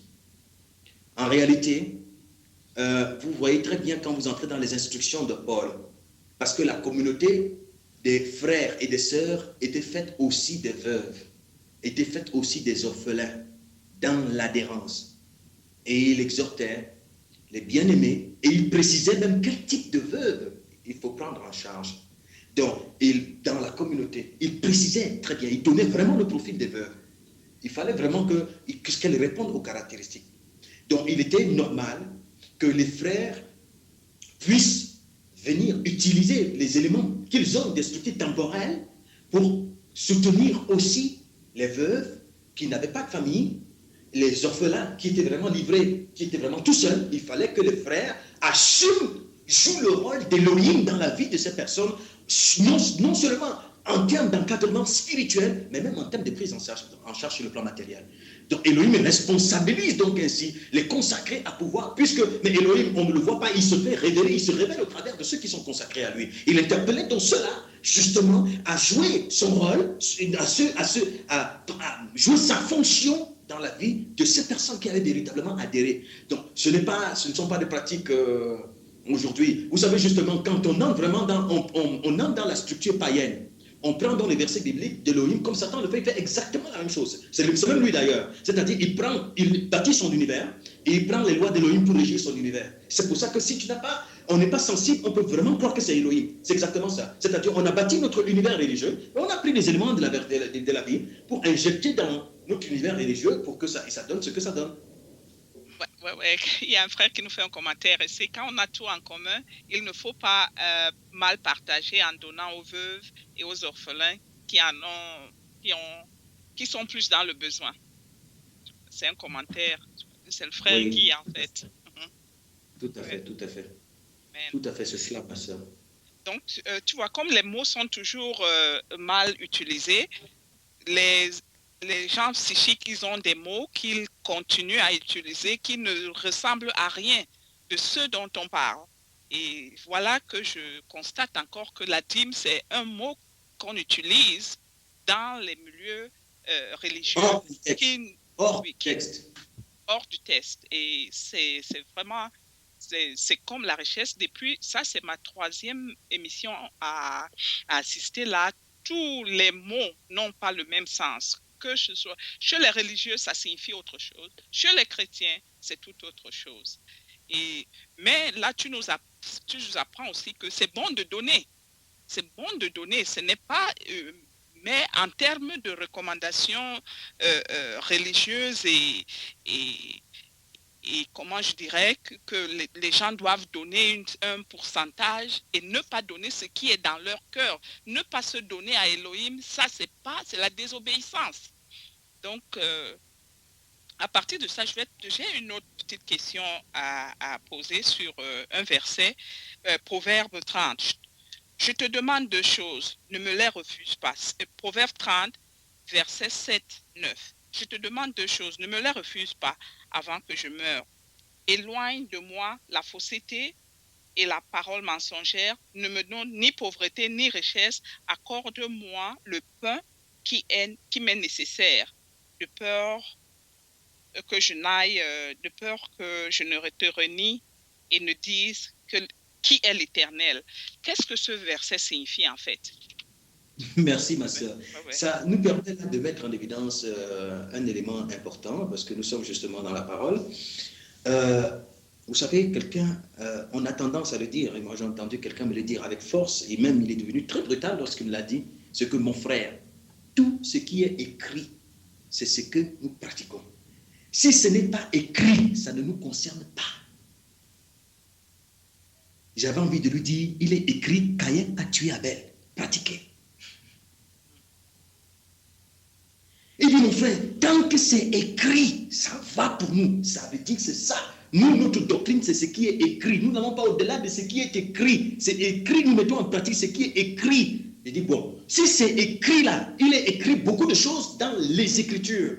Il faut faire la différence entre ce qui est écrit et le vouloir d'Élohim, et la pensée d'Élohim, et le message qui est annoncé. Caïn tue Abel. Et c'est pour ça que quand c'est écrit, on se tue les uns les autres tous les jours, puisque c'est écrit. Non, dans ce proverbe, c'est un homme limité qui prie en exprimant ses limites à Elohim. Ce n'est pas ça le sens, ce n'est pas le modèle, mais c'est un homme limité qui prie dans ses limites à Elohim. Qui dit et on révèle, et puisqu'on est dans le proverbe, c'est-à-dire on suppose encore que nous sommes dans les images, on suppose que nous avons affaire encore à un peuple qui peut confondre les choses, on suppose, donc on se dit qu'on est dans cette disposition. Donc ce qui fait qu'on voit bien qu'il y a quand même, il dit, entre la pauvreté et la richesse, on comprend qu'il y a, c'est celui qui prie extériorise ses limites, bien que Elohim ne le condamne pas, puisque Elohim regarde le fond de celui qui adresse sa prière, dans le proverbe. Voilà. Bon, parce qu'en réalité, quand on est dans la dimension du souffle avec Yeshua, on ne dira pas « Attention, Seigneur ».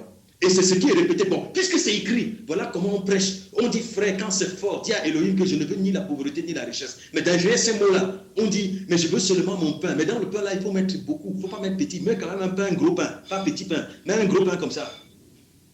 Oui. Parce que le gros pain, parce que quand je dis je veux seulement mon pain, mais l'image du pain que nous avons, c'est quand même qui donne quelque chose quand même qui n'est pas rien du tout, quoi. Donc c'est ça. Donc, on répète ces choses. On dit donne-moi du pain afin que je ne mendie pas. Mais le Père, on se rend compte que dans la formation de tes disciples, il peut te priver d'aliments. Il te prive d'aliments pour t'amener à mieux comprendre qui il est.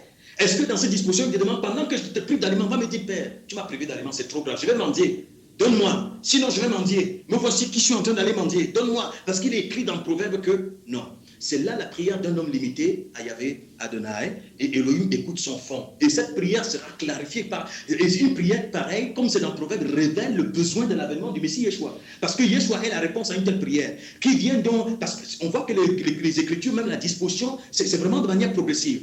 Une telle prière montre un homme perturbé, un homme troublé, mais un homme qui a besoin de la lumière. Yeshua est la réponse à une telle prière, que ce que je t'envoie, c'est Yeshua. Que tout l'esprit t'amène à comprendre que pauvreté, c'est être en dehors de moi, richesse, c'est être en moi. Et une fois que tu es en moi, tu connais la paix, tu connais la joie, tu connais la vie. Mais comment les assemblées vont-elles survivre sans les assemblées comment survivent-elles sans cet argent-là? Non, les assemblées ne peuvent pas survivre sans dîme. Il faut qu'elles aient la dîme pour fonctionner, c'est des entreprises. Mais une entreprise sans argent, elle va faire comment? Si tu parles des assemblées que nous avons, que nous connaissons, desquelles nous sortons, non, elles ont besoin d'argent, il faut payer. Ceux qui sont là doivent payer les dîmes. Mais comprenons que ça n'a rien à voir avec Elohim. Ça, ce sont les assemblées. Le fondement de ces assemblées, c'est l'argent. Mais comment peuvent-elles survivre sans l'élément de leur fondement? Donc, elles ont besoin d'argent pour fonctionner. Et les pasteurs ont raison de brailler, de tirer, de crier sur les fidèles qui sont dans ces assemblées. Et ils doivent donner. S'ils ne donnent pas, ils sont excommuniés. Bon, maintenant, si on parle de l'assemblée de Yeshua, non, il n'y a rien à voir. Rien à voir. Ce qui fait le fonctionnement de l'assemblée de Yeshua, ce n'est pas l'argent. C'est Yahvé Adonai. C'est la vie. C'est ce qui fait l'élément, le principe de communion entre ceux-là qui appartiennent à Elohim. Ce n'est pas l'argent. C'est l'identité d'Elohim. Ils sont un. Quand on dit ils sont un, on dit ils sont un. On ne dit pas ils ont tout un. On dit ils sont un. Même cœur, même âme. C'est précisé. Maintenant, puisqu'ils sont un, même cœur, même âme, il est clair que tout ce qu'ils possèdent vient donc célébrer ce un-là. Ce qui fait que, évidemment, les assemblées, ce sont ces entreprises qui ont besoin de l'argent. Et puis voilà, si elles n'ont pas d'argent, elles vont mourir. C'est pour ça qu'elles doivent se battre pour avoir de l'argent. Le dirigeant doit chercher les voisins et moyens pour avoir l'argent. Les fidèles doivent contribuer. Et puis c'est comme ça, comme toute entreprise. S'il faut donner un point de vue sur le fonctionnement des assemblées. Mais dans le fond, le fondement, c'est ça. Donc, ça n'a rien à voir donc avec l'assemblée d'Elohim qui a pour fondement non pas l'argent, mais Elohim lui-même. Et à partir de ce moment, on ne se pose pas la question comment va-t-elle survivre? Mais son fondement s'occupe de tout, qui est Elohim. Et puis, si c'est vraiment lui qui habite les uns et les autres, il n'y a pas de question à se poser. Parce que vraiment, si on se donne à Elohim, on ne lésine pas sur les moyens, on ne réfléchit pas sur notre participation matérielle lorsque nous avons reçu des biens temporels à l'encadrement des disciples, à notre contribution sur le plan physique à l'évolution de la communauté. C'est même avec joie, c'est même avec plaisir. Et on le considère même d'ailleurs comme un privilège. Quand on considère quelque chose comme un privilège, n'est-ce pas, tout le monde a envie de le faire? Alors, contribuer est un privilège pour celui qui contribue. Et c'est pour ça qu'il fait avec joie et non avec peine. Oui, c'est autant de questions que j'avais. Ça, c'était une de mes questions. Je donnais la dîme sans comprendre. Et là, maintenant, je comprends ce que c'est la dîme qu'on donne à Elohim. Celle qui est vraiment toi-même. Permets-moi, ma sœur, de bien t'aider à formuler la phrase. Je payais la dîme, tu payais, tu ne donnais pas, tu payais. Oui. Et tu n'avais pas le choix. Non, sinon, tu n'étais pas un bon disciple. Wow. Non, là j'ai compris vraiment celle qu'il faut donner. Et si tu peux nous donner, voilà, dans le cadre, je reviens à cette question parce que quelle que soit la position où on est, qu'on soit un disciple de Yeshua, on a besoin des choses matérielles pour survivre, pour faire aller les choses. Par exemple, nous avons le frère Luc qui est là-bas, il faut donner, il faut donner. Donc, je me dis comment on peut rappeler aux gens de donner, ou bien c'est Elohim lui-même qui rappelle de donner. Non, lorsque nous sommes dans des dispositions de la vérité et que le fond, ce soit vraiment la consécration le retour, parce qu'il faut une chose que nous comprenons, une chose importante. Dans un contexte où le peuple est marqué par la pauvreté ici, c'est l'absence d'Elohim Ce dont les peuples ont besoin, c'est d'Élohim lui-même. Les envoyés d'Élohim, justement, qui viennent vers un peuple marqué par la pauvreté, donc qui est l'absence d'Élohim, ne viennent pas dépouiller matériellement ce peuple, ils viennent donner Élohim et ils se disposent eux-mêmes avec ce qu'ils ont matériellement à contribuer au retour. Donc Élohim, c'est lui-même qui pourvoit. Non seulement il dispose des éléments de la création, mais il dispose surtout même l'élément spirituel pour amener ce peuple à la vie. Il n'attend rien de ce peuple. La seule chose qu'il attend de ce peuple, c'est qu'ils répondent, qu'ils adhèrent, point final. Alors ceux qui sont envoyés par Élohim, justement, ce sont ceux qui contribuent. Et pour le cas, par exemple, tu as pris le cas du frère Luc, je pense que pour plusieurs qui le connaissent, nous sommes bien témoins combien il a disposé, ma sœur, il a disposé non seulement ce qu'il est, même ce qu'il possède, pour, à plusieurs reprises, pour que des gens puissent adhérer à la vie. Les gens, beaucoup avaient même trouvé ça scandaleux, je me souviens à cette époque, parce que je suis bien témoin de cette dynamique qui s'est déployée ici au Cameroun particulièrement, et les gens étaient surpris. Mais comment quelqu'un ne vient pas, il ne demande pas l'argent, il demande pas, mais il paye son billet d'avion de lui-même, il demande à personne de contribuer. Et il paye son hôtel, il paye tout, il met même des véhicules à la disposition pour qu'ils viennent écouter la parole de la vie. Quand vous rentrez, il paye même le transport pour que les gens partent. Mais on ne comprend pas. Les gens ils attendaient qu'on dise, mais donnez. Il n'y avait pas de demande. Et à plusieurs reprises, ma soeur. Donc, ce qui fait que ça, c'était simplement parce qu'un peuple mort ne peut pas contribuer. Il n'a pas besoin, un peuple pauvre n'a pas besoin qu'on le vide même du peu matériel qu'il a. Il a besoin que ceux qui sont riches d'Élohim disposent, même puisque ce sont eux qui sont séparés, puisque les autres sont attachés à la matière. Mais ce sont ceux qui sont libres de la matière qui doivent contribuer. Ils ne peuvent pas aller voir ceux qui sont attachés à la matière pour leur dire de leur donner. Non, ils sont libres. Donc, ce qui fait qu'ils doivent disposer non seulement ce qu'ils ont, non seulement ce qu'ils sont, même ce qu'ils ont, pour voir des hommes partir de la pauvreté à la richesse. Maintenant, il est naturel que lorsque le peuple a bénéficié de ces biens spirituels, qui a commencé à connaître la vie, dont l'esprit s'est ouvert pour percevoir la lumière et qui est dans la dynamique de la marche vers sa liberté, ce peuple peut participer à sa propre bénédiction sans contrainte, ni tristesse, sans que personne ne le force à disposer ce qu'il a de matériel. Et ce peuple doit le faire avec joie s'il est vraiment témoin de la visitation, de la libération de Yahvé Adonai. Il contribue. Il peut y contribuer. Et c'est pour ça qu'on peut dire à ceux, donc naturellement, ceux qui sont concernés savent qu'ils sont concernés. Mais si en réalité, Elohim n'en a pas forcément besoin, parce que l'univers, lui, appartient, il peut utiliser tous les moyens possibles pour accomplir cela. Mais il faudrait que le peuple qui bénéficie de cette disposition spirituelle, à un certain niveau de perception, de compréhension, de disposition, peut le témoigner maintenant en faisant participer de manière libre, sans que quelqu'un ne se mette la corde au cou, sans que quelqu'un ne se mette dans des situations compliquées, à contribuer, mais avec joie, sachant dans quoi il s'engage, sachant ce qu'il fait, sachant la répercussion, à contribuer effectivement à ce que ce qui le bénit, ce qui l'édifie, puisse édifier les autres et davantage l'édifier, ma sœur. Donc c'est dans ce sens. Parce qu'en réalité, je puis te dire, à un certain moment, et je crois que c'est même, ça a été quelque part même toute la gêne du frère Luc, c'est-à-dire si il était possible de ne rien demander à personne, parce que nous sommes vraiment dans un contexte tellement pourri, où les gens se servent de la Bible pour payer leurs factures, servent de la Bible pour payer leur loyer, servent de la Bible. Donc si c'était possible vraiment d'attendre rien de personne, bon, comme c'est pas Elohim, c'est pas nous qui décidons, c'est lui aussi qui nous forme pour nous montrer que nous ne pouvons pas tout faire. Parce qu'il y a quand même un certain nombre de personnes qui bénéficient et il doit maintenant susciter les uns et les autres pour contribuer. On vit dans l'image de la communauté où chacun librement se donne sans forcer et peut donner, contribuer avec ce qu'il dispose sans forcer, sachant que qui donne ou qui ne donne pas, l'œuvre d'Élohim va avancer. On ne soutient pas l'œuvre d'Élohim. On participe à sa propre bénédiction parce que l'œuvre d'Élohim n'a pas de béquille. Ouais.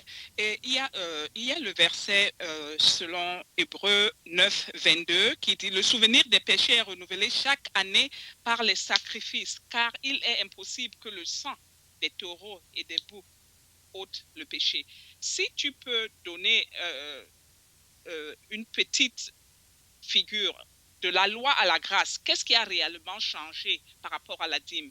Juste une petite introduction sur cela. Je n'ai pas très bien compris le sens de ta question. Non, je dis de la loi, de l'ancien sacerdoce au nouveau, parce que les gens disent que oui, on ne parle plus de la dîme dans le Nouveau Testament. Tu vois, certaines personnes le reconnaissent. Et dans l'ancien, c'est clair que bon, il y avait des choses qui étaient données. Donc, quel rapport tu fais entre les deux? Comment tu peux expliquer cela? Bon, mais je pense qu'on en a parlé tout à l'heure. Ouais. Oui, tu veux Non, préciser autre chose? non, je veux dire que brièvement, ça c'est qu'on arrive déjà vers la fin. Je veux juste un sommaire pour que les gens comprennent que là, il y a deux cas, mais c'est de la même chose qu'on parle. Si tu peux juste mettre un summarize ça. Je vais tenter de summarize, ma soeur. Donc, on a bien précisé que la dîme, à la base, au départ, est faite par un homme qui témoigne en utilisant des éléments physiques sa consécration totale à Elohim, consécration dont Elohim lui-même est témoin, et il le fait en toute liberté. Quand on a prononcé le mot dîme, ce n'était pas une loi, une imposition, c'était de manière naturelle. Et c'est celui qui écrit et qui relate l'histoire, et qui a été transporté par le souffle, qui a été transporté par le souffle dans l'esprit de la pensée d'Elohim pour comprendre justement ce que Elohim a approuvé à Abraham au moment où il posait cet acte qui parle de dîme. Maintenant, par la suite, le peuple et Elohim va donc répondre à la manifestation de la consécration d'Abraham par une alliance, parce qu'il utilisera aussi des éléments physiques pour dire à Abraham, tu me donnes ce que tu es, je te donne ce que je suis, et je le manifeste, je le symbolise par un élément physique. Le problème, c'est que les gens vont se limiter au niveau du symbole, tout en régnant le fond. Alors, le peuple, Elohim établit une alliance avec ce peuple-là, de faire venir le Messie et de bénir ses descendants. Et c'est pour ça que les descendants d'Abraham, qui seront donc un peuple charnel, va plutôt entrer dans l'application charnelle parce que la loi deviendra une institution qu'Elohim va établir pour dire à ce peuple, imitez votre patriarche Abraham, faites comme lui. Et je vous dis, c'est une loi, imitez-le. Mais il sait très bien que ce peuple-là est en dehors des dispositions. Il va pratiquer la chose de manière charnelle. Son fond sera différent justement de la dimension dans laquelle Abraham s'est exprimé. Il le sait.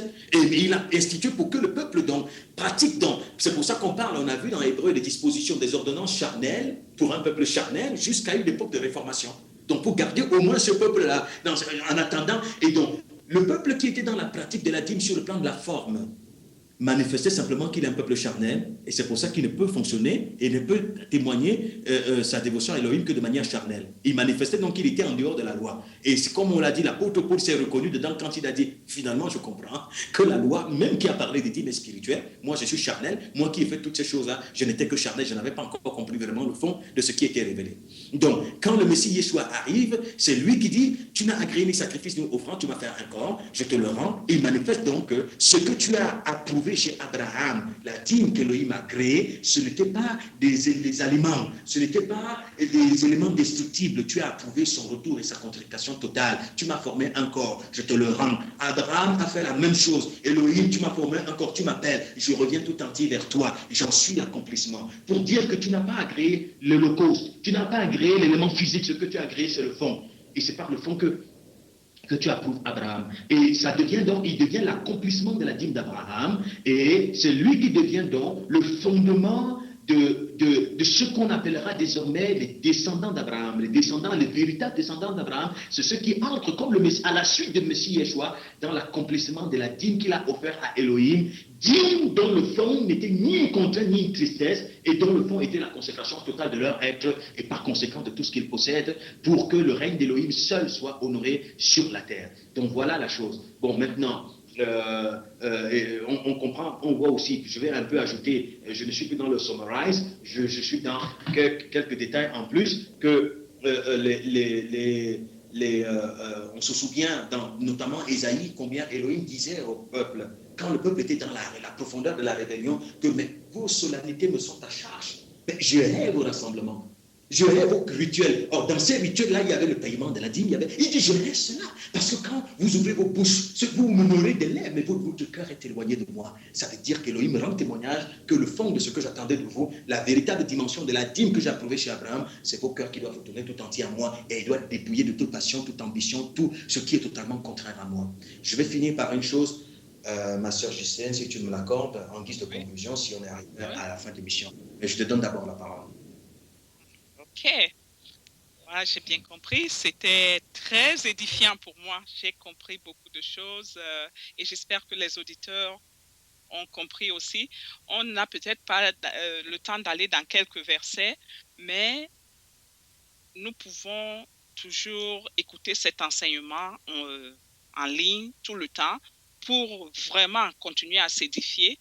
Si vous avez des questions, vous pouvez toujours rentrer chez le frère Fabrice et la radio est toujours là. Les numéros que je vous ai donnés préalablement sont toujours disponibles. Et maintenant, le frère Fabrice va nous donner une conclusion générale par rapport à ce sujet. Merci de votre écoute. Merci beaucoup, ma sœur. Ce que je voudrais dire vraiment pour nous, quand je dis nous, je m'inclus, parce qu'il faut reconnaître que nous avons du chemin et que le hymne nous vient vraiment en aide. L'univers est la propriété de Yahvé Adonai. Et l'homme a été créé par lui pour que l'homme soit, on peut le dire, permettez l'expression, le défenseur de la culture qui honore Yahvé Adonai, qui est la culture d'en haut. Et que sur cette terre, par la vie de l'homme, le nom d'Élohim soit sanctifié, respecté, craint et honoré de toute la création. Frères et sœurs, nous voyons vraiment réaliser un contexte comme celui-ci, où le nom, l'identité d'Élohim est bafoué. La vérité est foulée aux pieds, méprisée, discréditée, où le mal prospère dans l'univers que Elohim a créé. Le mal prend de l'ampleur, prospère, avec tous les dégâts que cela cause dans tout l'univers, parmi les hommes et parmi les éléments de la création. Et l'autorité d'Élohim est méprisée par les éléments qu'il a créés, notamment les hommes et les éléments de la création, dans son univers qu'il a créé, par les hommes lui-même qu'il a créés. C'est pour ça que l'apôtre Paul, quand il parlait à Timothée, qu'il décrivait les attributs des hommes des temps de la fin, et parmi les attributs, il dit ils seront traîtres. La traîtrise, c'est que nous les hommes que Elohim a créés, pendant que son autorité est foulée aux pieds, pendant que l'identité d'en haut est méprisée, pendant que c'est la rébellion sur la terre, dans l'univers qu'il a créé, personne ne se soucie en réalité de cet état de choses. Chacun ne pense qu'à lui. C'est terrible, c'est de la traîtrise. Nous faisons donc amitié avec l'imposteur pour nous en foutre de ce que l'univers qui appartient à Elohim soit plutôt le théâtre vraiment d'une imposture et d'une idolâtrie et d'une rébellion et d'un mépris aussi prononcé contre le Créateur, et que chacun de nous soit vraiment en train de s'intéresser à ne s'intéresse qu'à ses intérêts. Quand nous sommes frustrés, quand nous sommes fâchés, quand nous sommes énervés, c'est parce que notre identité, notre réputation a été bafouée. Voilà la réputation d'Élohim qui est bafouée sur la terre. Mais lorsque, ça ne me dit rien, mais lorsque ma réputation est bafouée, quelqu'un m'a dit un mot qui m'énerve, je vocifère. Et je suis prêt à impliquer Elohim là-dedans qui vient défendre mon nom, pendant que son nom, lui, il est piétiné. C'est pas juste. Ça, c'est de la traîtrise. Et imaginez donc, je prends une dernière image, que Elohim soit un homme, pour prendre cette image, et que ce soit, il ait une maison qu'il a laissée avec sa femme, ses enfants là-dedans, et que ce soit dans sa maison que sa propre autorité soit bafouée. Imaginez qu'Elohim soit un homme, et qu'il soit donc en train de pleurer, parce que son nom est piétiné par ceux qui lui appartiennent, qui se sont détournés de lui et qui sont allés avec son ennemi, son adversaire. Imaginez qu'Elohim soit en train de pleurer, et que pendant ce temps, le traître Fabrice que je suis, quand je vais vers Elohim, je suis pressé par mes pressions, par mes ambitions, par mes passions. Je suis fâché pas parce que le nom d'Elohim, mon créateur, est bafoué, mais parce que mes intérêts sont foulés. Je vais lui dire, Elohim, mais tu pleures même quoi? Viens, tu ne vois pas que j'ai des problèmes? Imaginez Elohim, il va dire c'est grave. Si vous voyez l'éternel, il allait encore pleurer davantage. Que tu ne te mets pas en peine de mon nom, mais tu te mets en peine pour tes propres intérêts. Et pour tes propres intérêts, tout ce qui t'intéresse, c'est toi. Tu es fâché, c'est pour toi. Tu es énervé, c'est pour toi. Tu ne supportes rien. Pourtant, mon propre nom est bafoué. Et c'est là, frère, que vraiment nous sommes interpellés à la révolte contre nous-mêmes. Parce que cette identité s'appelle l'identité Machia. La révolte contre nous-mêmes, les humeurs que nous avons, les colères que nous pouvons avoir, c'est quoi leur fondement? Est-ce que vraiment parce que l'autorité du Tout-Puissant est bafouée sur la terre qui lui appartient, l'univers qui est sa propriété? Non, c'est parce que nous sommes frustrés. Voilà notre problème. C'est ça notre fond. Et la supplication que nous pouvons formuler, parce que c'est ça la réalité. Dans nos couples, dans nos maisons, dans nos familles, dans les groupes de prière, c'est ça le gros problème. La prière, c'est que Elohim non seulement nous mène vraiment à une profonde prise de conscience de cette maîtrise et donne le pouvoir d'un retour vrai à lui. Le pouvoir d'un retour vrai à lui, d'une révolte. Et c'est pour ça qu'il faut le reniement de soi-même. Qu'Élohim nous aide à ce niveau. Qu'ensemble, les hommes qui ont perçu cela disent non, c'en est assez d'avoir été aussi traîtres. Et nous avons besoin de retourner vers Elohim. Si on pouvait parler comme un homme, d'être solidaire avec le Créateur, pour dire je ne chercherai pas ma réputation, je voudrais souffrir avec la vérité, comme elle est bafouée, quand que je sois bafoué avec elle, comme elle est méprisée, que je sois méprisé avec elle, quand elle sera relevée, que je sois relevée avec elle. Que vraiment le Père nous fasse grâce, vraiment, les uns les autres, de percevoir ça et de maudire vraiment ces situations où nous sommes si égoïstes et si méchants, et que nous revenions vraiment à la justice. Parce qu'il est juste que son nom soit sanctifié au milieu de l'univers qui est sa propriété.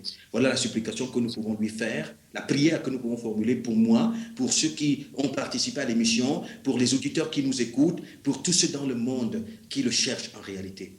Et que nous sortions vraiment profondément de cette imposture pour nous donner la main d'association, pour fusionner avec la vérité, pour souffrir avec elle et pour régner avec elle. Au nom de Yeshua. Amen. C'était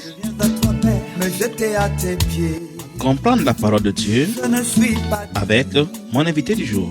Que tu entres chez moi. Comprendre la parole de Dieu, c'est votre rendez-vous dominical sur epsradio777.net. L'émission qui contribue à lever le voile de la séduction sur nos esprits. Nous espérons que vous avez été édifiés, chers auditeurs, et nous vous donnons rendez-vous à la prochaine édition. Que Dieu vous bénisse. Au revoir et merci de votre fidélité. Merci aussi à mon invité. Au revoir. Bye bye. Je ne suis pas digne que tu entres chez moi. Dis seulement un mot, juste un mot pour moi.